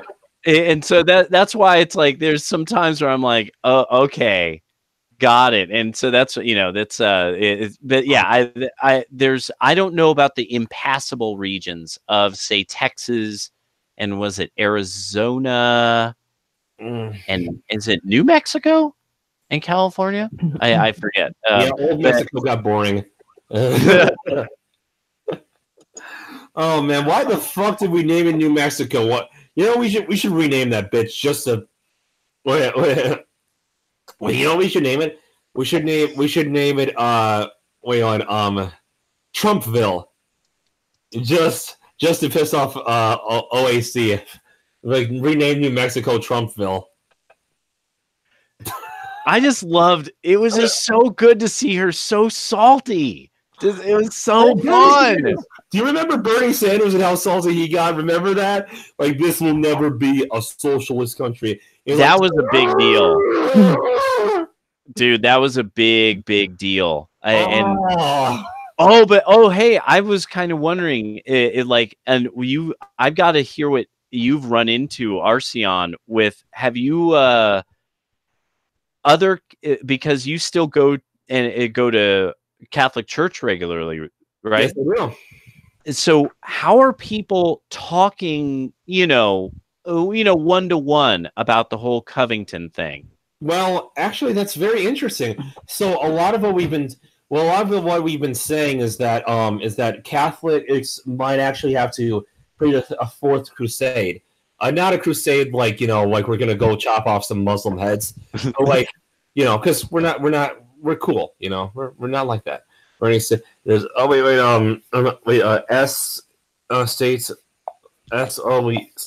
of the Union. Yeah. What? Sorry, I was just typing in because of Bernie Sanders' reaction. Okay, but anyway, Bernie Sanders did a CNN and interview, and he responded to the State of the Union. Oh God, we'll play that later. But what we've been observing is that we are thinking about actually boycotting entire businesses that have a leftist agenda. We're actually thinking about organizing. We've been the Archbishop of Milwaukee was saying that this is a true holy attack on our people, and we might be willing to actually fight back by boycotting businesses and government services that we think support leftist politicians. Wow, right on. I was wondering because the way the Catholic Twitterverse, they were mad. They were way angry. And then when there was the lawsuit starting to be talked about, I'm like, I think I've got a feeling a change is coming to force. I was like, something makes me think that they finally fiddled with this. Totally, dude. I was like, something. I think the left took this one step too far, and so yeah. All right, well, right on. Do anything okay? It's it'd be another thing if they actually did something, but if you just stand there, it's just okay, hold the fucking phone. What are you doing? Waiting for their bus. I love it. Just waiting to leave, and they're like, "What is happening? Oh my God! Who are these black guys yelling? Oh my God!" And one of them was just like, "Here come Gad! Here come Gad!" That was the funniest thing I've ever seen. Not only that, but they were, they were the black Israelites or whatever, ragging on this African American kid, and the Covington boys are like, no, he's our friend. Like, what the fuck are you talking about? It's just and then the thing they said to them, that was the classic. They go, they're gonna harvest your organs, and you could see the kid had no clue. He had never encountered insanity of that level. He never, obviously, the look on his face. They're telling him they're gonna put y'all back in chains. What do the black Israelites think this is? The Get Out universe? They're gonna fucking harvest your brain and stick. What the fuck is this shit? Well, it's that kind of moment where guys have probably had some moment that when you were young that you ran into that homeless person or somebody that dude, I have a perfect story for this. Can I Yeah, go for it. Go for it. So when I was an adult, my mom and I fought a lot. When I was like in my late teens, when I was already out of high school, especially after my ex-girlfriend, I had to dump her and then leave the. We both. Here's a little bit of advice: don't ever date a coworker. Okay. And so my mom and I got so angry at each other, I ended up being homeless for a few days. And so I went over to a different town. I went over to a different town and slept in a homeless shelter for a while and did odd jobs for work. And no, it's not the kind of odd jobs that everyone wants it to be. Okay, I did not have any dirty knees, so shut up. Yeah. But anyway, so I was standing out there waiting for a bus, and then there was a guy who said like, "Oh, hi, you look really nice. You're so beautiful, my friend, and it's such a beautiful day." I'm like, "Oh, okay, this guy might feel a little mentally ill." And he starts saying, and he's like, "What you waiting here for?" I'm like, "Oh, just the bus." Like, yeah, man, I'll be waiting here for the bus too because I got to get to my job because I got to make the money so I can fight back against the Illuminati because they put something in my head and I told them I didn't want none of that. Wait, he actually said Illuminati? Yes. Yeah. Awesome. Yeah. And he just kept going. I said nothing. I just stood there trying not to make a facial expression so he won't attack me. And he's just like, and it'd be like putting something, in these kids I'd be seeing walking down at the corner plate is where they go to school and whatnot, and I'll be telling them they got to stop using them toilets because them toilets is from the Illuminati. And I it's just saying that I was harassing some people. I didn't know what and he wanted, and I just wanted a little bit. I just want one little bit, and he wouldn't. And she said no.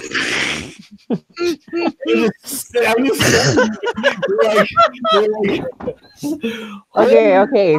So I guess I'll tell my story now. Then there was some old lady in a library. Like I was just in the library or whatever, and she's like talking. I think it might have been like a librarian that she was getting help from or something like that.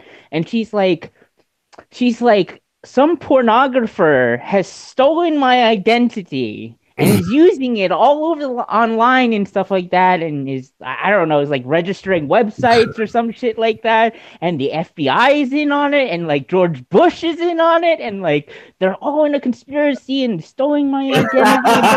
And like, wow, what the literal fuck? Oh yeah, on? Yeah. So that's kind of similar to my story too. So you encountered the person who seemed to not really know what the difference between a car and an ice cream cone was, and who thought that every world leader was conspiring against them to piss in their Cheerios while singing some satanic song.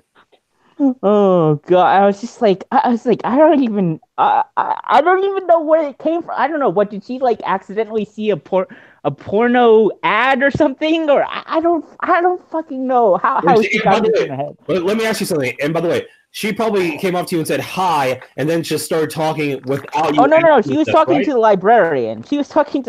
I was just listening to this shit. I was like, I thought that she came up to you. No. That's what the dude did to me. I was literally just standing there in the cold in the middle of winter, and he's saying like, and the molecules in my brain and be so messed up because they don't want none of us real niggas, who have the right kind of molecules flowing through our penis, and we got at that wrong molecules, then we just like all the gays, and they don't like that, and the Illuminati, they always be watching, and that's why I don't use no ice cream no more.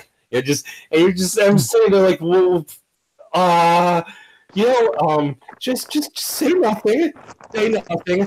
Check your pockets. Make sure you have everything still there, and pray to God that bus shows up. Yes, totally. Come on, bus. Come on. Hurry. Okay, Donovan, you brought up the subject. You have to have a story, right? Oh, dude, no. I got to go to New York City before I got to visit Israel in high school, and that's where I encountered the Black Hebrew Israelites, and it was fucking. And it was like we're going to like the World Trade Center, and there's this guy dressed as like the Wu-Tang Clan or a Kung Fu guy or something. And he's got this whole like he's got literally the milk crate he's standing on or some box he's standing on. And he's got the huge diagram, right? The huge diagram of the big diagram. Yes, exactly. They come with the diagram, and he was screaming at all the people, and most of them, were white, and Asian. And dude, it was just, oh my God. And it was all the same spiel. Like, like these are the true Israelites, and it's like Dominicans, Puerto Rican, Haitian. Y'all cavemen, y'all caveman, right? Here's the question: I haven't actually looked into what do they actually believe? Like, they believe that almost every influential person in history was actually black. It's really weird. I do not. They have appeared on a number of shows I've watched, and the timeline, because of course we think in linear time that events would happen, the blacks would go from here to there, and then this or that would happen. Well, of course their timeline is not linear. So so there's all these black people that are scattered throughout time in ways that you're trying to put together. How did this many black people get to all these places? No. See. Black people are, diversity is our future, right? So that means clearly that black people invented a time machine and then spread themselves. Guys, I'm going to answer all of your prayers right now, just because I think this is a great conversation. God damn. So basically, they're literally we was fucking kings, like. Yeah. Oh, here's one. We was Mozart. Yeah. I swear there was so many of them. I can't even tell you. Like to hear like the random. Every once in a while, of course, somebody will be like, "Oh, here are some of the things they claim." I'm like, "Oh, I forgot about that one," because it's so askew. Because I'm like, it's like the DC universe. Is it the first universe, second universe, or third universe this happened in? Because this makes so little sense, And so it's not even like and they get guys. Richard Spencer debates We Was Kegs with Ronald Martin. What? You said okay. First of all, that is absolutely first of all, the greatest genius when it came to the building of the pyramids. Do you know what those are? White people, by the way. Who white people? The Egyptians are not African. Wait, what? What the fuck? No, they were not white people. They were Middle Eastern. We would think of them as Middle Greek. Eastern, yeah, or Greek, yeah. Well, yeah, they were Mediterranean. They were they were brown. No, basically it depends on the timeline, because the Greeks did take over Egypt for a while.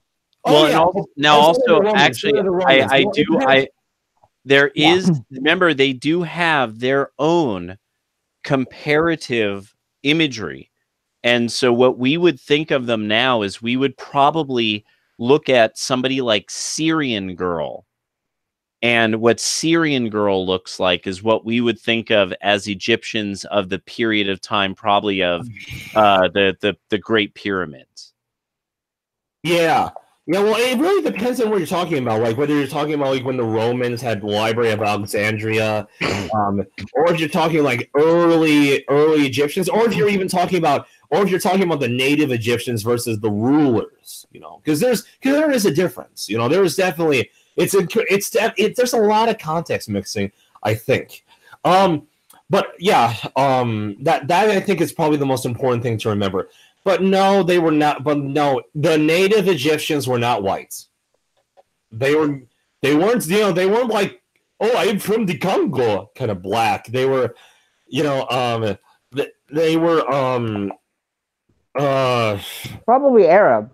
Yeah, they look more like Arabs. They kind of looked like Mizrahi Jews. You know, that's what they really looked like. Well, no, I would posit that it would be something that we would think of like Armenians. You know, dark hair, relatively olive skin. Are you agreeing? I can't tell if you're agreeing or disagreeing. I'm well, confused. well, I mean, like because Arabs actually are a bit darker in hue, like from the Arabian Peninsula. And let me see, Arabs. Okay. And they did come into the area like later on. You know, the Arabian. Well, they weren't like this. Okay, so the Egyptians back in the time were definitely not the like light skinned, like we're thinking like Nordics. You know, they were. Oh yeah, they were definitely not. I highly doubt there's anything like that weird strain of like red haired, you know, like bloodlines or anything like. No. I figure they all like have that look.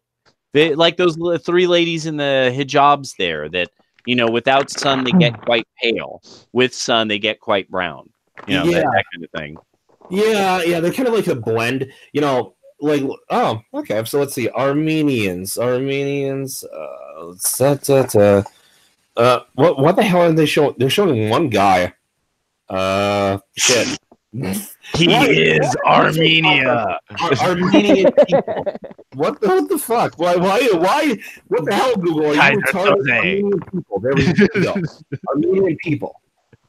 Armenian people. Okay, go. Okay. Oh, so this is what you're kind of saying. Would you like to see Armenian girls? No. Well, I would not object. You know, Anna Kasparian used to be hot, and then she got all dried up. Well, there we go. Yeah. Well, she used to not too. Remember, she got a nose job. She did get a nose job. Oh yeah. She did get a nose job. Yeah, totally. The thing is, when you look at Anita Sarkeesian, she's Kim Kardashian is that, by the way, Armenian. Whenever you see Ian at the end of someone's name, it tends to be Armenian. Which, you know, but okay, so they would kind of look like that, like what we're seeing right here, a lot of that. So kind of a bit of a spectrum, kind of like the darkest would be kind They're of on the spectrum. All Armenians are on a spectrum. I mean, why do you think they're so good in math? Now,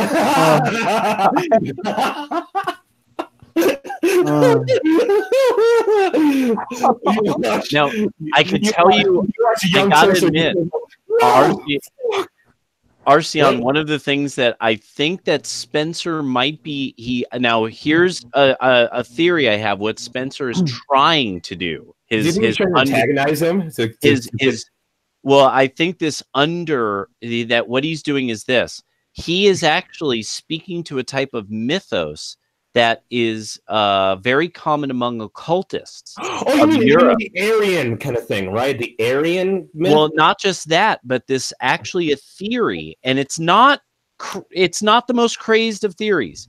But it's certainly not correct, is it? But yeah, there's no real evidence. There's no real solid evidence. But what it is that if you go to the most northern regions of like Scandinavia and Scotland and other places, there's lots of very advanced megalithic stone building that happened a long time ago. And so Egypt is actually younger than a lot of those constructions. Right. It's just that it's so shockingly advanced and it was so well preserved. And so some people say I'm wondering if there was an older Egypt than what we know. I'm just curious. Well, that's the thing, we keep finding it. Yeah. Because back in the day, if you conquered a city, you burned that bitch to the ground. That's how it used to be all the time. So imagine how much history we're already missing that isn't even written. Oh my gosh, we can only it's just a lament to imagine. The Library of Alexandria was a true tragedy because there is so much we don't know that could have been there. And then a bunch of fundamentalist dickholes burned it all down. Like, we don't know. But, like, the Library of Alexandria, for those who don't know, was like a library that was controlled by the Roman Empire. And what they did, it was in Egypt. It was in the capital of Egypt known as Memphis. And yes, that's why Memphis, Tennessee is named after Egypt. Interestingly enough. But anyway, and so what the Romans would say is anytime somebody has any kind of document, doesn't matter what it is, you would the Roman soldier would be required to take it from the person, copy it, and then give it back. And, and they would always have to store it in the Library of Alexandria. And then a bunch of Christian fundamentalists and Jews started fighting, and so did the pagans. And eventually they all decided to just burn down the Library of Alexandria altogether as a heresy act. There's so much evidence that we could have actually invented the steam engine before all this. So we don't know. We have no idea what we have lost in history. Yeah. And the records that, I mean, imagine like just records of information, of people going to and fro, who knew who had been where, that we would have uncovered so much. And I mean, the Rosetta Stone, like, thank goodness we found that, because yeah. But yeah, what I think he's not, he's not like overtly being like wink, wink, nudge, nudge, all of you people who are kind of into this Masonic theory of ancient Europeans going to the Mediterranean and bringing stonemasonry. I don't think he's doing that kind of thing, but he definitely, that would be, if I were listening for that, I would hear that in what, oh, well, yeah, there's that theory that, ancient Scots, actually had a relationship with Egypt, and actually, I don't quite believe him about that, even if he did say that. Here's why. The real glory of Europe is Rome. It's just a fact. When you look at it, everywhere else until Rome got there was a piece of shit. Like, you look at the Celts at the time, they were constantly fighting each other. The Germans were just bashing each other over the head nonstop. They were so savage. Like, even the Gauls and the French, who we now consider to be the most uptight, effeminate fuckheads of all time. Back then, they were considered the tall people. They're considered one of the least civilized tribes of all time. And it wasn't until Rome got there, then transportation, down the roads, because all roads lead to Rome, that idea started to get changed. And actually, I think that's why, you mentioned this yourself. That's why Africa never develops very well, because, they still had the megalodons, all these big, mastodon creatures that would kill you if they saw you. They didn't tame any of them, and there was no permanent rivers. Is that true? Is that true? There are no permanent rivers in Africa? I have very little information about any sub-Saharan river systems that are absolutely dependable for trade, because even the ones that do last in the countries, of course, that are the ones that are really, like, we always hear about, Kenya, Nigeria, stuff like that. Those river systems go from highlands and then become waterfalls, so they're totally unusable as far as sea trade. Yeah, and think about this. Yeah, there's a lot of. I'm sorry to interrupt, but there's so much evidence. Perfect. There's so much evidence that shows that isolation kills the mind, and not just like in a small scale, but like the Bass Strait filled with water that separated what we now know as Tasmania from the mainland of Australia. And when people went there, and this is from a wonderful book called The Rational Optimist. They studied the natives of Tasmania versus the natives of what are they called, First Nation or whatever, Well, oh, do you remember? Oh, there you go. There you go. You're back. Oh, I am. Yeah, you dropped for a sec, I think. Or oh shit. Well, anyway, what are those mainland people who live in who were the natives of Australia, like not sub-Saharan, Aboriginals, yeah. They said that when they studied the mainland Aboriginals versus their cousins on New Zealand, what they said was not only did they not have the same advanced tools of their mainland cousins, there were actually tools that the ancestors of all of them had that were less advanced that even these people on Tasmania didn't have.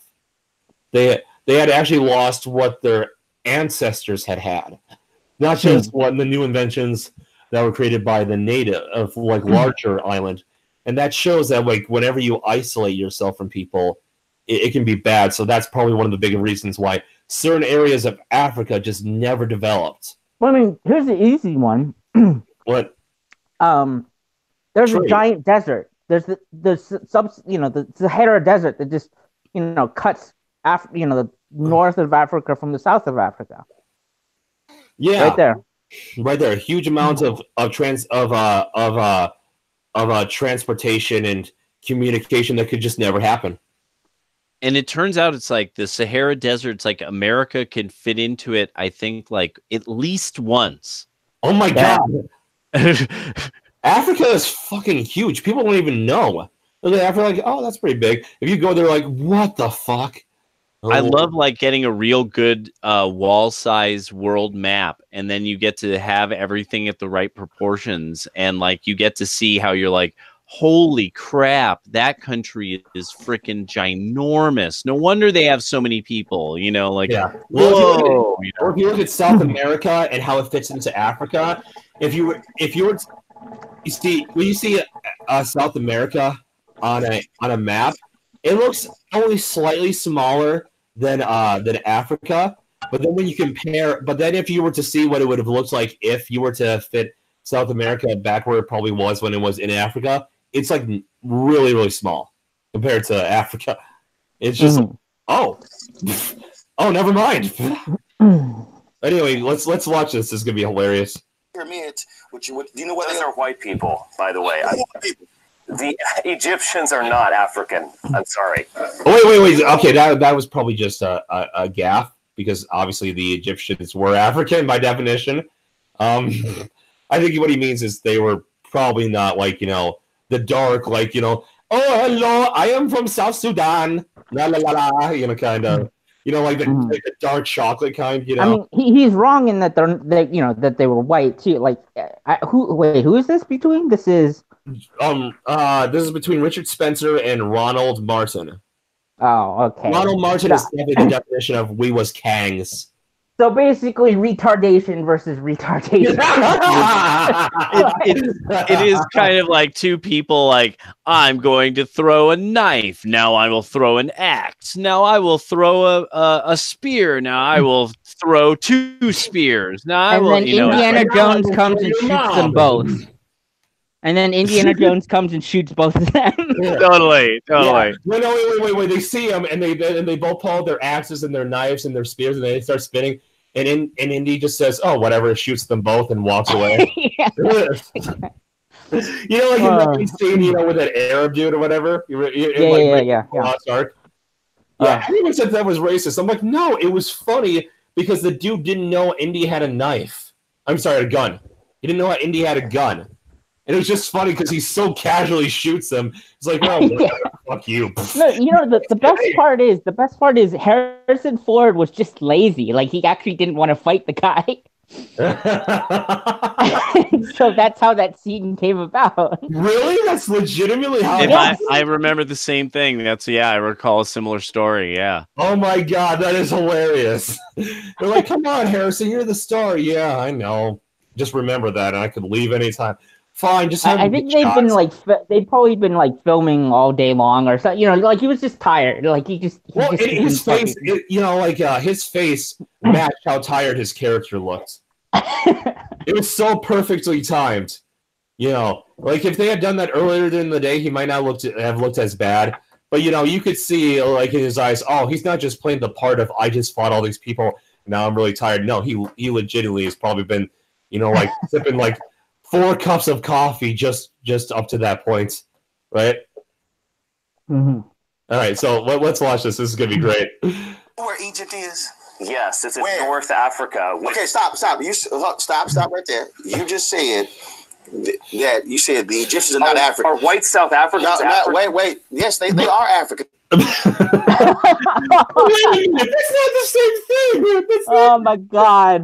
White South Africans came from Europe, but now they are ethnically African. Maybe not genetically, but they are. I mean, come on. They're African in the sense that they live or are from Africa. Yes. Well, I mean, they definitely have the culture, because South Africa, even white South Africans are very different from Europeans with the way. Well, yeah, they have the way they speak Afrikaans or whatever, right? There's like Africana, I think it's called. No, Afrikaans. I thought it was Afrikaans. Yeah, but but we're all getting proper up in here. What kind of point is that? Are white South Africans African? What the fuck does that mean? Well, no. Now I'm wondering if he's building up for it. Let's see. Oh God. Oh God. Okay, to be African means you come from the continent of Africa. So if you come from the continent of Africa, that's who you are. So that means you're an African. So and you do know. Do you also deny science that man originated from Africa, or do you say that's false science? What are you talking about? I mean, what? Well, there is clear evidence. What? Oh, come on, Richard! Don't be a fucking. He's being fucking retarded. Everybody understands that fucking concept. Yeah, it doesn't mean that there was no such thing as white people. It just means that that the ancestors moved from the continent of Africa up to northern regions, and their skin lost melanin because there was no need to have melanin skin in an area that wasn't nearly as hot. I don't believe, I honestly don't believe for a second that Richard Spencer doesn't understand this fucking concept. Oh, come on. I think he's trying to troll him. It almost seems a little trollish. I think he's trying to get him all. I don't fucking know. We was case part, I think that's what's going on. It just seems like he's. What do you think, Donovan? Do you think he's trying to get underneath this dude's skin? No. I'm wondering what he's building up to at the moment. There's something I think he's trying to build up, and I'm going to look at the chats. I'm going to quickly look at the chat. Okay, because if he were to suddenly go to, there's evidence that Egypt was a colony of the Sea Peoples, and that the Sea Peoples might have been Europeans, then I'd be like, uh-oh, he's going there, because then it would have two different kinds of we was kangs, button heads, button crowns. I mean, laying it down for the crown. Who's the king? My understanding of the Sea Peoples is we don't know where they came from. They just showed up, basically, right? It is so far where no one knows an origin point for them, or exactly if they are the sea-bound Syrians or Phoenicians or Tyrians. Nobody's really absolutely sure, unfortunately, from what I've known so far. Mm-hmm. Hey, is Arceon there? I'm fiddling around on my ordering a pizza. I can't see if he dropped out. I don't hear him. No, he's still here. Okay. Arceon, you there? Well, I mean, he's connected to the chat. I guess he's not here. He's checking on the theory of the ultimate Kang's theory. He's getting the evidence. I mean, honestly, this We Was King stuff it's insane because fucking what is it, Melissa McCarthy or Tara McCarthy or whatever was like, I guess he's gone. I guess he gets anyways, but fucking Tara McCarthy is like, oh, Buddha was a white man. I'm just like, oh my fucking god. Oh man. Because she's like, Buddha, he had pale skin and blue eyes, so therefore it's like, okay, just hold the fucking phone. You're now, talking about admit, what's how old is this text? Yeah, that's the interesting thing, is that there are certain texts that the way they speak about Siddhartha Gautama is as a particularly light person. Oh, sorry, my internet dropped out. I was wondering. I was like, he's gotten pretty quiet, and so yeah, all right. Sorry about that. And we're back. But yeah, we were just talking about just like, well, I mentioned Tara McCarthy and like, oh, Buddha was a white man or some shit like that. Like, like, come the fuck on, people. Oh my god. Oh, that's so funny. But I understand. There was a quote by some black author who said that what depresses him is that there aren't a whole lot of actual black heroes that a lot of black people can look up to, and that's why Wakanda was so important. Even a hillbilly can look at, like, it can say that he has genetic relations to Rembrandt and Mozart. Yeah, but my question is, do you really want to... Like, okay, let's say you have fucking Black Panther as an idol. Do you really want a monarchy that is elected by Mortal Kombat or whatever, and is a dictatorship of epic proportions, and is also has closed board? Like, what the fuck? Like, come on. With anyone either. Doesn't trade with anyone either. Yeah, which is somehow like basically the alt-right version in Africa. Like, like, do you really want this as like? Come on, come on. Here's some black heroes I think we should all look up to, and I think that, and I'm not just talking about Neil deGrasse Tyson. I'm sorry. Well, I would figure one of the things that now we've gotten to is the sign of what happens when there isn't the dads around, in that community, because they don't have what would be a natural sense of heroism. Somebody who, is not necessarily always in the best of moods, but he tries to set everybody up and make sure everybody's comfortable. It's a hard slog, but you got to do it. All of those virtues, that. Now that that's started to fade or become less and less seen, people need Hollywood heroes, because they also, and this is a really important one that I think, Christianity is seen in a lot of the degenerating part of Black Americana as like say Malcolm X says this, as a weak religion. It's a religion you forgive your enemy, and that's a sign of weakness in an immature kind of mindset of wanting vengeance, for the tribe, and it's crazy. It gets you nowhere. It gets you nothing but war. Wait, but I do want to say that this is important. On a base genetic level, men actually boys do feel the absence of their fathers. Your telomeres will shrink faster if you do not have your father around. Your telomeres are essentially copies of your DNA. So you have a limited amount of them. You have a limited amount of them. What? They're not copy. They're repeating segments at the ends of your DNA. Oh, now I know what you're studying. I do have some background in biology and stuff like that, but yeah. An Asian who has a background in science? I know, right? We're depending on you. We're depending on you.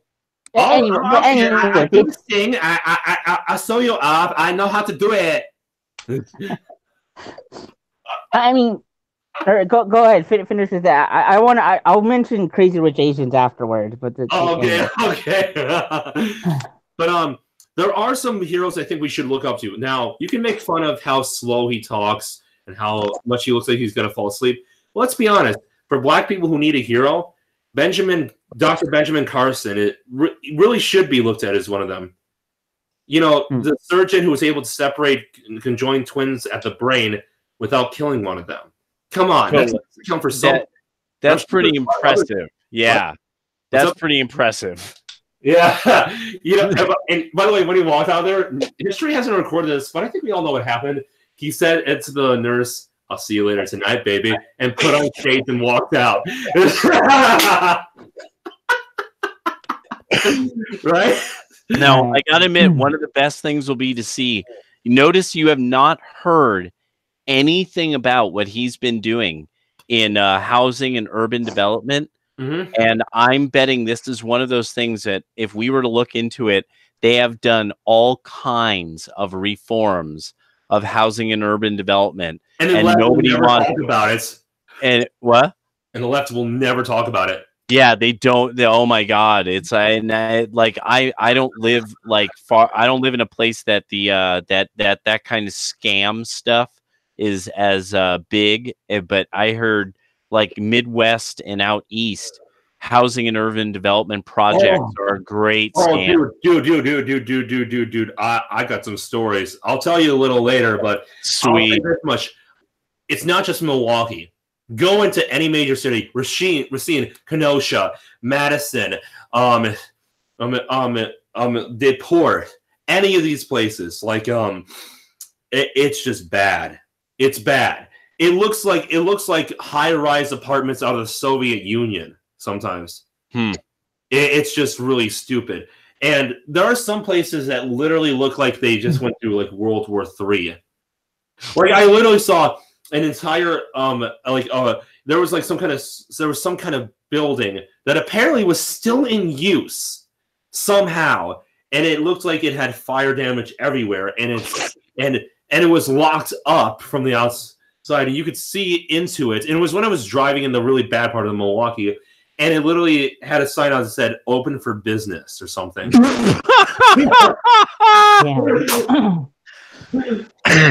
I'm not even kidding. And across the street from it was like another building, and it was like a strip mall. And you want to know what the name of it was? Oh my! It was called Hotel Luxury. Oh no! It was so.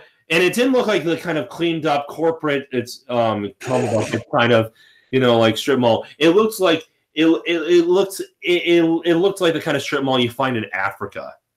And I'm talking like the bad part of Morocco, kind of Africa. It looks so badly. It's so poorly put together. Every single window, and even like the door handle had like a metal bars around it. It was It was a trip. Anyways, real quick, one thing about because we were talking about like portrayals of people and I was mentioning Crazy Rich Asians. There was somebody on Twitter, some Asian on Twitter was like, finally we have like a representation of Asian culture in media or some shit like that. I was like, excuse me, almost every character in there is a self-absorbed asshole. Like all of them, except for like the main, the main couple or whatever. Everybody else is a self-absorbed asshole.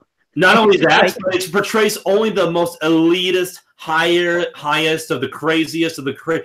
That's why it's called Crazy Rich Asians. It's not like average Joe Middle Eastern Asian. It's not average, it's not like average Joe Thailand guy who's a computer web designer living with his normal family. It's like the most elitist of assholes, right? Yeah, like people who would take a stack of hundreds and light it on fire for their own entertainment. Like, yeah, exactly. I gotta admit, in San Francisco, because like they're just some of the people I ran around with. I do know what you mean, that there are this idea that all Asians are very good with their money and they are very quiet, and that they will take their money and they'll save it because they don't go out and party and no. There's some people who it's like you will be that when you are seeing them lay out the lines on the table and they're talking about how they thought they would have to get into a fight at the place they were gambling, and you're like, gambling? Where were you gambling? But then you think, I shouldn't probably ask where you are gambling. Because either they're going to be like, none of your damn business, shut the hell up. Or they're going to be like, oh, yeah, I'll take you there sometime. No. The worst would be, oh, do you play cards? Let's do some of these lines and play cards, No, and it's just no, definitely. Like the stereotype with Asians is like gambling. Like, yeah, gambling. Like, because in Vegas they like fly in Asians from China and stuff like that, and just fly them in, spend all their money in Vegas. I used to actually hear the MJ games on certain days of the week when I go to my teacher's house. There's this one place that you could hear the tiles getting shuffled. Oh, guys, I got like 10 minutes left before I should probably get off. Okay. But I do want to say this, though, Rogenhard, I'm thinking because you are a part of the Asian community, you kind of know this. Child abuse really is not as big of a deal there. What? You're either lawyer or you doctor. What? You either lawyer or you doctor. I got him. It wasn't my friend Danny Wong had said, my dad knows how to handle things the way that Chinese people handle it, the old-fashioned way. And it was just, he was mad as hell trying to explain something to his white girlfriend at the time, and it was now his wife, and they're doing great. But it was just wait. Did he scream at her a lot? He was a wild and crazy. The joke was, a car is driving. It comes to a screeching halt. The windows roll down, and half a dozen Asian guys scream, "There goes Danny Wong!" And that is how your day begins in the life of Danny Wong. And he was wild and crazy and took no shit and could bawl like he was two black men. It was amazing. Like, if you were on the phone with him, you didn't know if you were speaking to a black person or not. And it was really funny. And then he would break into Cantonese, and you would be like, "What the fuck?" You know, Danny Wong was he was just one of those guys. Wait, is that why the girlfriend didn't break up with him right away? Because, she kind of knew what she was getting into with the first. Oh, yeah. And he had game. He just had game. And she could give as good as she could get. She knew how to talk shit right back. It was the city. It was the city in the 90s. It's okay. So she was just as crazy. Yeah. It's like, and they ended up just great partners for each other. And he was also very, very Christian.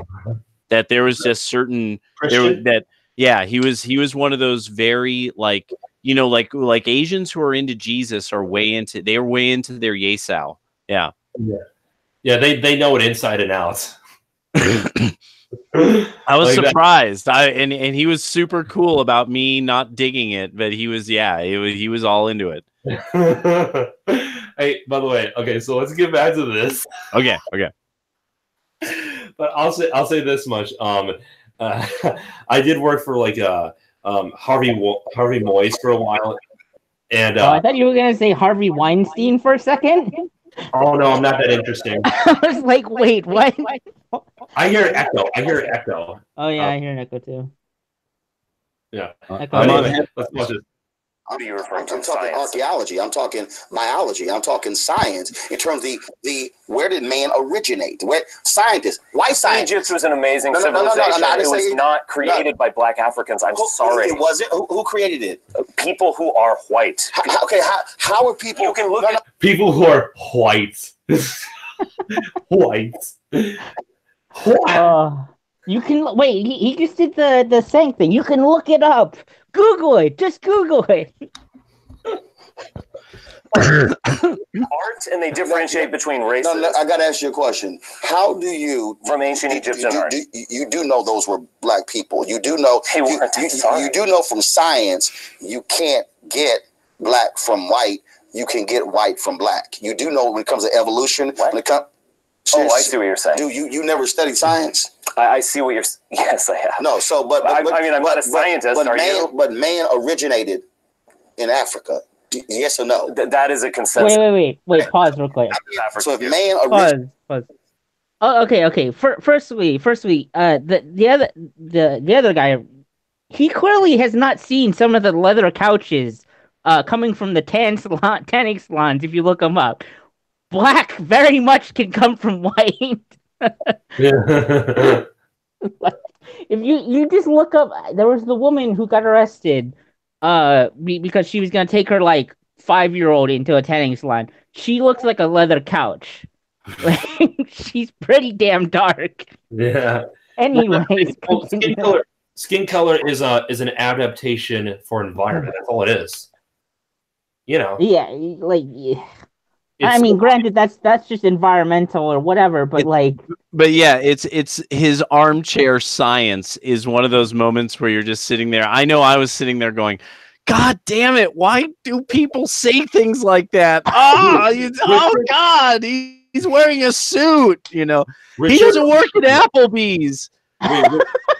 Wait. Richard or the other dude? Which one? I can't tell. The other guy. The other guy. Yeah. It just his way, his armchair, evolution class there was just kind of like, oh God, that's his inch deep, you can get white from black, but you can't get black from white. It's like no. I thought you were saying that he was wrong about people coming from Africa originally. I'm like, wait, no, that's true. No. Oh, you can't get black. You can't get white from. You can't get black from white. You can get white from black. It's just when people break into stuff like that, I'm like, no, that's not how you win against Richard Spencer. Why don't you all understand this? Like I said, this is retardation arguing against retardation. Well, Richard Spencer, if you didn't hear, when he said when he was asked you do know that. And that man originally from Africa, his response was, "That was the consensus." Yes. Yes, precisely. He uses a term like that, and he comes across as like this extraordinarily rational, calm person. And the other guy's like leaning back and assuming all these weird positions of his body and is like uncomfortable in his seat or something. Yeah. If you look at Richard, he but I thought that was so funny. He said that is the consensus. Well, it almost makes you think Richard is trying to not say out loud he doesn't believe that man originated from Africa. It kind of feels like that. No. I do know what you're getting at. Actually, what he is probably leaving a caveat for is that so that when he does his podcast, the people don't cite this and say, you cucked out, you gave into him, that what he's leaving the caveat for the many, many stretches of time that people then differentiated.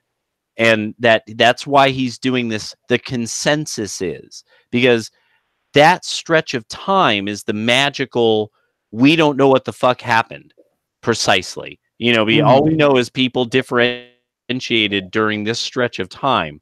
And so that I think that's why he chooses his language very sneaky and carefully.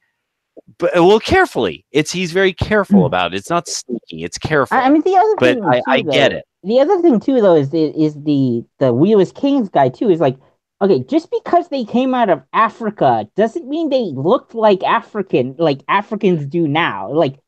Environments are radically different. Literally, there's all kinds of It's like this is like tens of thousands of years ago and shit like that. We have no idea what what their skin color was, and it doesn't fucking matter, frankly, anyways. Well, more than anything, they probably looks pretty Middle Eastern. That's probably what it is. But you can tell the environment was different too. You can tell Richard Spencer wants to just not be. You can tell Richard Spencer is one of those people who wouldn't be okay with just saying, "Yeah, we probably really don't know." In fact, we don't really know a whole lot about what Jesus actually looked like. He'd probably be like, no. It was definitely white. He's basically the other dude in reverse, but just much calmer. Well, you have to remember, Richard Spencer's not all hot for Christianity. Yeah, he's not. The alt-right position is like it's a Jewish, origin or whatever. Yeah. Yeah. Oh, by the way, that the reason why that Jesus looks the way he does in a lot of paintings, he was modeled after Cesare Borgia. Okay. The bastard son of Pope Alexander VI. Yeah. Wow. Yeah. Who, by the way, was a fucking beast of a military leader. And by the way, he was a perfect example of why you don't be mean to people for no reason when they're younger. Because so many people treated Cesare with such contempt when he was young. And guess who he beheaded when he became one of the most feared generals of all time in Italy? For you know what I mean? All the people. Mm-hmm. Exactly. Well, props to him for being like, I'm sorry. I was a cub. Now I'm a lion. What you got to say now? Anyway. In Africa, which means that they were Africans. Then all of a sudden, when you talk about nailed it. Oh my god. Oh, that's rough. Damn. I swear, some memes it says I'm just like, is that an original Dame Pesos? You know, it's like oh my god, dude. It's just... Hey, whoever set this exchange up is fucking brilliant. It's like fucking all the fucking props. This fucking entertainment. We should go to DC and find the Black Israelites and sell them these shirts. I'll be right back. Could you imagine if they actually bought this and said like, "Yo, this be the truth. Here come Gad. Here come Gad." Oh god. Oh my god. It's we was Vikings versus we was Kings. And it's like, okay. Yeah, fuck both of you. What am I gonna do? We was Aztecs or something? We was Mayans? We was Incans? I don't know. I think that might be coming up sometime soon. I'm gonna be like, oh, why did you have to ruin it? It was such a nice, cute little thing. It was so nice just to talk about a small, humble history of, Aztec and Mayan and Incan history. Why did you have to make it a political thing? Why? Yeah, because the thing is like, it is like, if you want to glorify that, I mean, do you really want to emulate the cutting of the heart and the eating parts? Like, do you really want to talk about do you really want to talk about the neck distortions and the facial distortions and the tattoos? I mean, come on. Or how you could behead a donkey, or here's the thing. I'll look back at my native history. I'm like, oh, that's cool. I don't feel ashamed of it. Yeah, it's like interesting, right? It's like, yeah. And I'll say I'm proud of what they did accomplish well, because nobody has a perfect background history. So whatever. It's whatever. Yeah, it is what it is. That's the way it was back then. Appreciate the cool stuff for the cool stuff that's there, and just accept that not everything was perfect. I don't go and be like, yo, you was a caveman. Y'all was a caveman. All right. And I'm back. Okay. We kept the meme up for you, Donovan, just because it's that funny. I swear that, oh my God, they just, and the thing is, it's like when you see, I mean, I don't know if you guys have ever seen conscious YouTube is what they call it. And that they'll have like these these guys LARPing as like, African guys Egyptian guys, and with all this jewelry and the jewelry, they'll have jewelries like fuck, and they'll have like things on their head that are supposed to be ancient Egyptian mystical stuff, or I don't know. It's just really pretty. It's fascinating. It fascinates me, but it's also that I'm sort of fascinated in that way of like, I'm really glad I could see this on the internet and it doesn't walk up to me on the street. Because I'm just like, I'm sort of also kind of a little scared of whatever is going on with this, No, it's just like it's a little weird, just What was it? No, there's this guy on Twitter. I retweeted something about him, and he's like, a guy with $75 million in his bank account, and he gets to eat. This is what he gets to eat, and you see, like, he looks like he's at a fucking Denny's, because it's on like linoleum table, and there's like jelly packets on the side, and he's got like this breakfast, and it's just like, seriously, dude.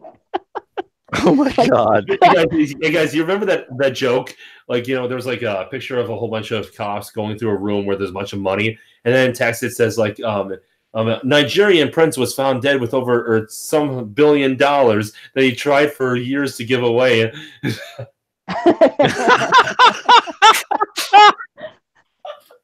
Anyway, I gotta play this. There we go. Okay. Of color. I know that's a little rough for you to handle, but I know you want to hold on to that somehow, thinking white built the pyramids. But I'm trying to understand. Yeah, we did. No, you didn't. No, were building things in Egypt while white Europeans were still in caves. That's a fact. Okay, sure. I'm still going back to. So what? Jesus. Oh, here's what you were talking about. Like, oh no, that's not what I wanted. I wanted to do this. Here we go. It's really Church of Universal Practical Knowledge. Yeah. What? Oh my God. Yes. I'm from the BBC. Yeah, they'll be escorting you in a moment. Okay, what's your name? Louis. What's Louis Theroux? What's your title? Journalist? Presenter. Yeah. Okay, you have cards. So we have a future records on you. Oh, yeah. Let me see the ID. Oh, yeah. I want to see your ID and your ID. Oh my God. Is everyone wearing their normal clothing, or is this a special occasion? No, this is the occasion where that's how we dress. You gotta get all that. You gotta get all that. Oh, okay, that's cool. Oh my God. This is a little scary, isn't it? Yeah, it's a powerful painting. It's a powerful painting. Yeah, he's coming back on the white horse. He's coming back. He's gonna take down the white man and eat him like this. That's why your Pope is down in the ground. It's gonna happen by the year 2000. You ready?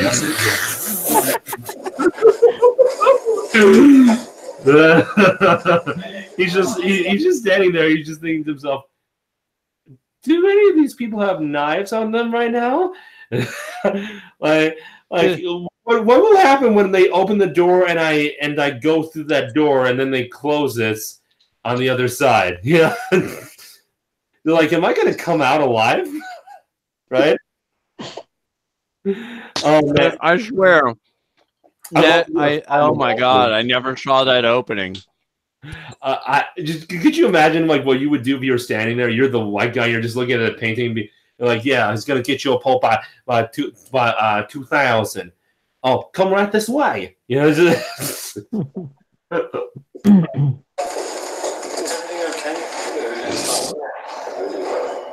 What are they up to in there? You'll see when you go inside. Yeah. Relax. You'll see it.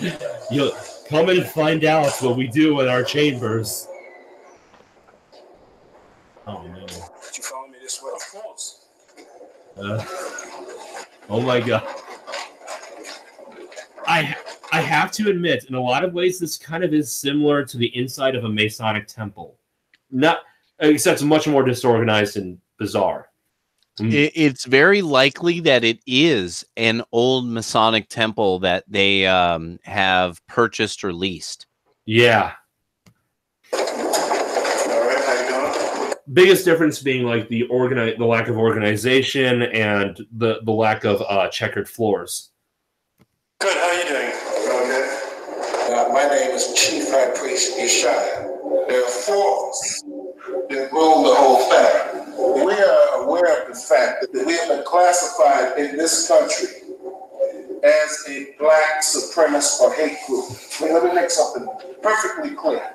We're a so-called religious spiritual group that believes totally, wholeheartedly in the Bible.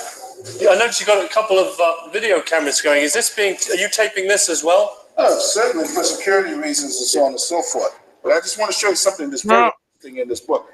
That the original roots of England and Britain were black, which sounds nuts to you.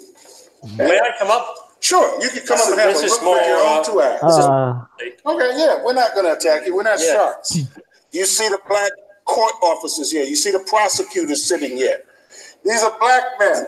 All of this information came from the British Museum, from Westminster Abbey, from Windsor, from all of these places in England. Yeah, I don't know. That's kind of borderline. Westminster. Borderline, anyone? Oh, it's borderline. I can't make you give me a break. So you're on crack. You see that these guys are black. God damn, son. Borderline. This looks like charcoal to me. That's King George of England. The light-skinned black man. You clearly see the vacuums. Black man. Oh. Wait. Hold on. Pause. That means, if this fucking We Was King shit was like literally everywhere, okay, that means that white people don't owe any reparations whatsoever because all of the fucking people are fucking black. All of them. Doesn't make any goddamn sense. Wait. So wait. On the Microwave Extravaganza podcast, a podcast so silly we have fake sponsors. With the help of an Asian, a half-black man, and a Latino host, have we successfully, with the assistance of the Black Israelites, solved the problem of racism in America with black people? They were all black. Boom. Boom. Done. All right, guys, you can all go home. Good job. I'm so Al Sharpton's out of a job. Oh. Sean King, nothing left. Yeah, nothing left. Yes, you need to wrap it up. We have solved racial tensions in America. No, nay, across the entire world.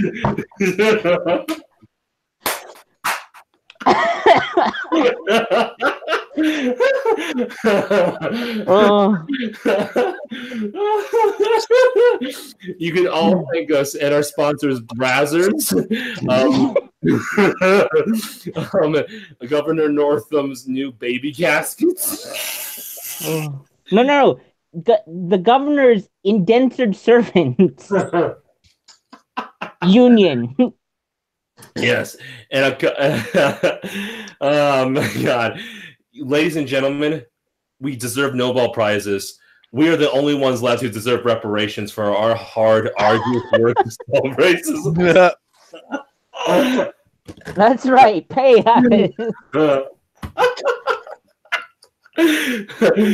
Millions of dollars, please. Browbeating me slightly. Can you see that there was a black man? In the picture, they're black. I'm asking you simple questions without bringing forth any threats. Can you see that these Jesus. They are black people. Give the man a hand. We got to give him a little hand clap to get him right. Finally came out. What you do historically is you cover up the facts. You come in and you whitewash everything. Jesus is a black man. They know that in his hometown. But when you come to America, or wherever, he's painted as a white man. Now you want to talk about hatred and racism? That's blatant hatred and racism. Wait, pause. Yeah. Wait. So he's saying, because Jesus' hometown is in fucking Israel or whatever the fuck. Nazareth. Is he saying that the Jews concede that Jesus was a black man? they remember him running around, you know? Oh, he had a fro. Yeah, big fro. Yeah, he was always eating KFC. Israel. He was always eating. Jesus loved KFC and Foley's. Oh my God. Oh man. Well, hey, it's okay because guys, it's okay because we solved racism on this show. We did. We did. If you have to go to the bathroom or want a drink of water, we have those facilities for you. Come on in, High Priest Kazak. Nice to meet you. You've flown in. And it travels all over the world constantly. Travels all over. And including Chief High Priest Kazak. What the fuck? How about Shamnyaf Shabra Thumb? Can I give you a list of historical figures, prominent figures from history, and you'll tell me whether or not they were white or black? Shoot, give me the best shot. Where do we start? Okay, Beethoven. Black. Mozart. Black. Cleopatra. She looked black, but she was white. She looked black, but listen, she was you're not white. answering my question. It's not the color of your skin that you're being judged by, but the seed of your father. William Shakespeare. Undoubtedly black. Without question. Abraham Lincoln. That's still in debate. What do you mean? You don't know if he's black? That's great. Love that one. You're not answering my question. It's not the He's trying to be so reasonable, like, that one's in debate, but these. William Shakespeare. Undoubtedly black. Without question. Abraham Lincoln. That's still in debate. What do you mean? You don't Abraham Lincoln is still in debate. Okay, guys, I gotta wrap it up. So let's watch Bernie Sanders respond to Trump's terrible State of the Union address. I know that this will probably not shock you, but I hate to say this, but not everything Donald Trump said tonight was true or accurate. He hates to say that? Especially the part about socialism. I still have faith that the bootylicious Ocasio-Cortez will happily take on my position if she remembers not to eat the glue before dinner time.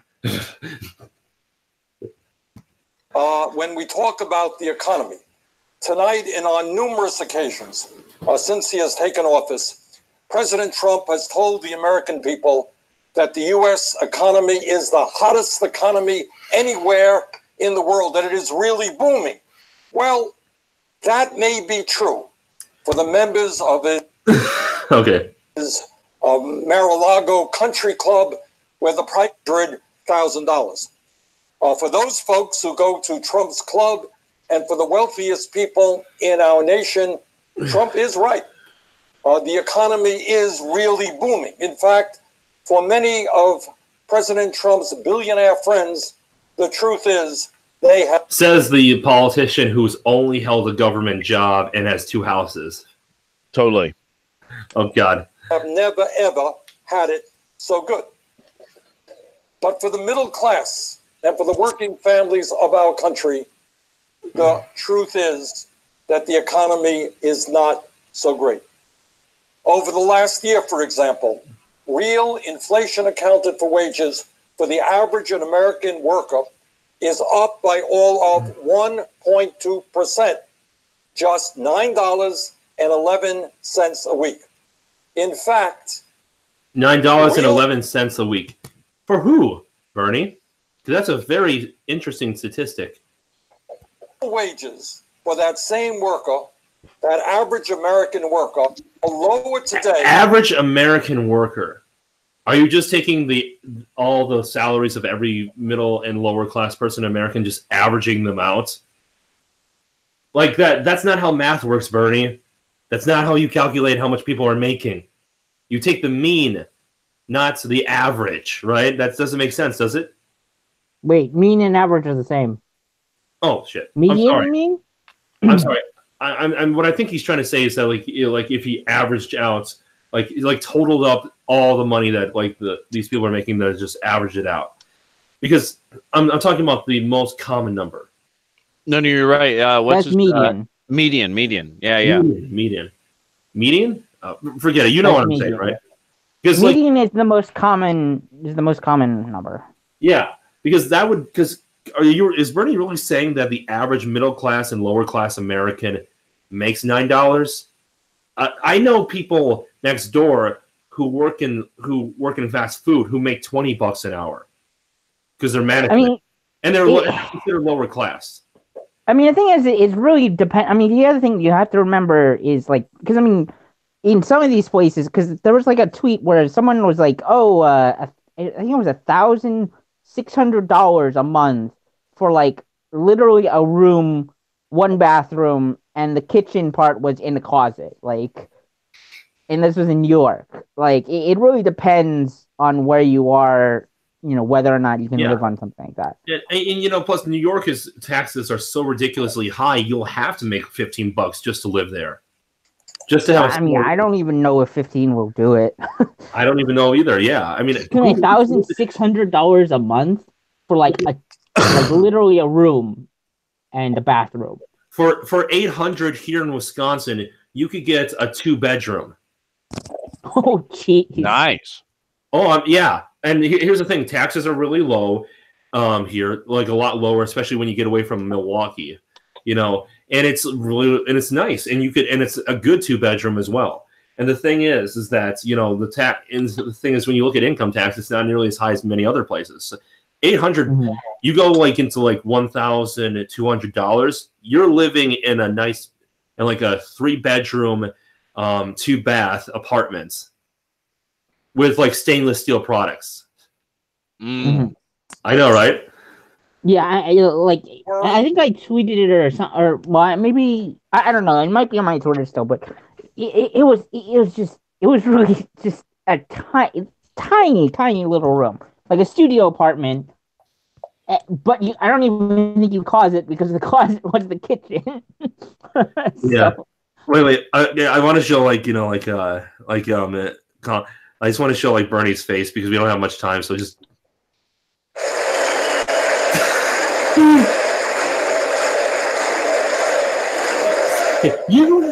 Yes, oh, feel the pain. We renew our resolve that America will never be a socialist country. Oh, hey.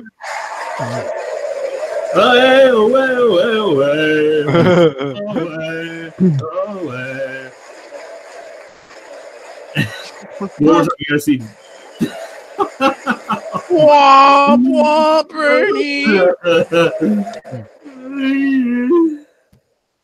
I mean, the sad part is that because I mean, apparently in Britain, right before Thatcher, the was it Labour or whatever, like going all really socialist in a socialist direction, and they got Thatcher after that, and it's just like, oh my god, like I'm not like if the Democrats keep going in that direction, they're gonna leave everyone fucking behind. Everyone's gonna be left behind. I actually got to admit, I'm glad that you did that, Arslan, because that does bring a lot of things back around to like this is the stage at which there's people who are liberal in the sense of the classic concept. People should have a right to have choices and have their rights recognized. And now the Democratic Party is fundamentally taking away their options, their ability to have some kind of representation. Yeah. And those liberals you were just talking about, I think one of them has a broken heart. Yeah. I mean, it's just like, bam. Because like it's like Pelosi's not going to be around forever. Like she's old. I don't know how old she is, but she's pretty fucking old. Like, and then you have Ocasio-Cortez, and it's just like I do not ever. I mean, like okay, Santa Marina, Ancasina Cortez. I mean, like I'm looking at this Green New Deal, and it's like okay. Either one, if somebody releases something like the Green New Deal, either one, they're lying and they don't actually mean it. Like it's just a thing to be like, hey, look, here's stuff, whatever, to get yourself elected, which is bad. Or two, you're actually that insane and you're gonna start putting bullets in people's heads in order to accomplish this. Like it's just like when you look at Crazy Eyes, do you really think that she hasn't put bullets in heads when she did get it? I don't know. And she's looking at you, she's like, I'll cap your ass. Y'all don't watch socialism. Like there's one, there's those two options. Either one, it's just like, and I don't like either of those options because either one, you're a shill, or two, you're absolutely insane. Absolutely insane. Eliminating fossil fuels in 10 years basically means everybody walks and we go back to the fucking Stone Age, pulling like a cart on like two little, you cut two little wheels from your thing from the forest and you just walk down the street. Yeah. Well, Karl Marx would call that true liberty. He would say these people are liberated. Look, they no longer have to work for somebody else. Yeah, I'm like, yeah, I know. Now they just have to work to fight off the bears that eat their children. Totally. Hey guys, I gotta close it up. So okay. Right. Thank you so much to Governor Northam, you disgusting human being, and his indentured servants, and his baby caskets. He is working on a new project to accelerate, baby organs on the Planned Parenthood market. He's creating a market. Yeah, he may like socialism, but he is one entrepreneurial son of a bitch. Oh, Oh my God. So I love you all who are watching. Thank you so much. I'm sorry that the legendary Blue Gamer couldn't come on because I couldn't figure out how to contact him in a way that could send him the link. Oh, Thank you so much, everybody. Have a good night. And as I'm sure every feminist says nowadays, Deus Vult.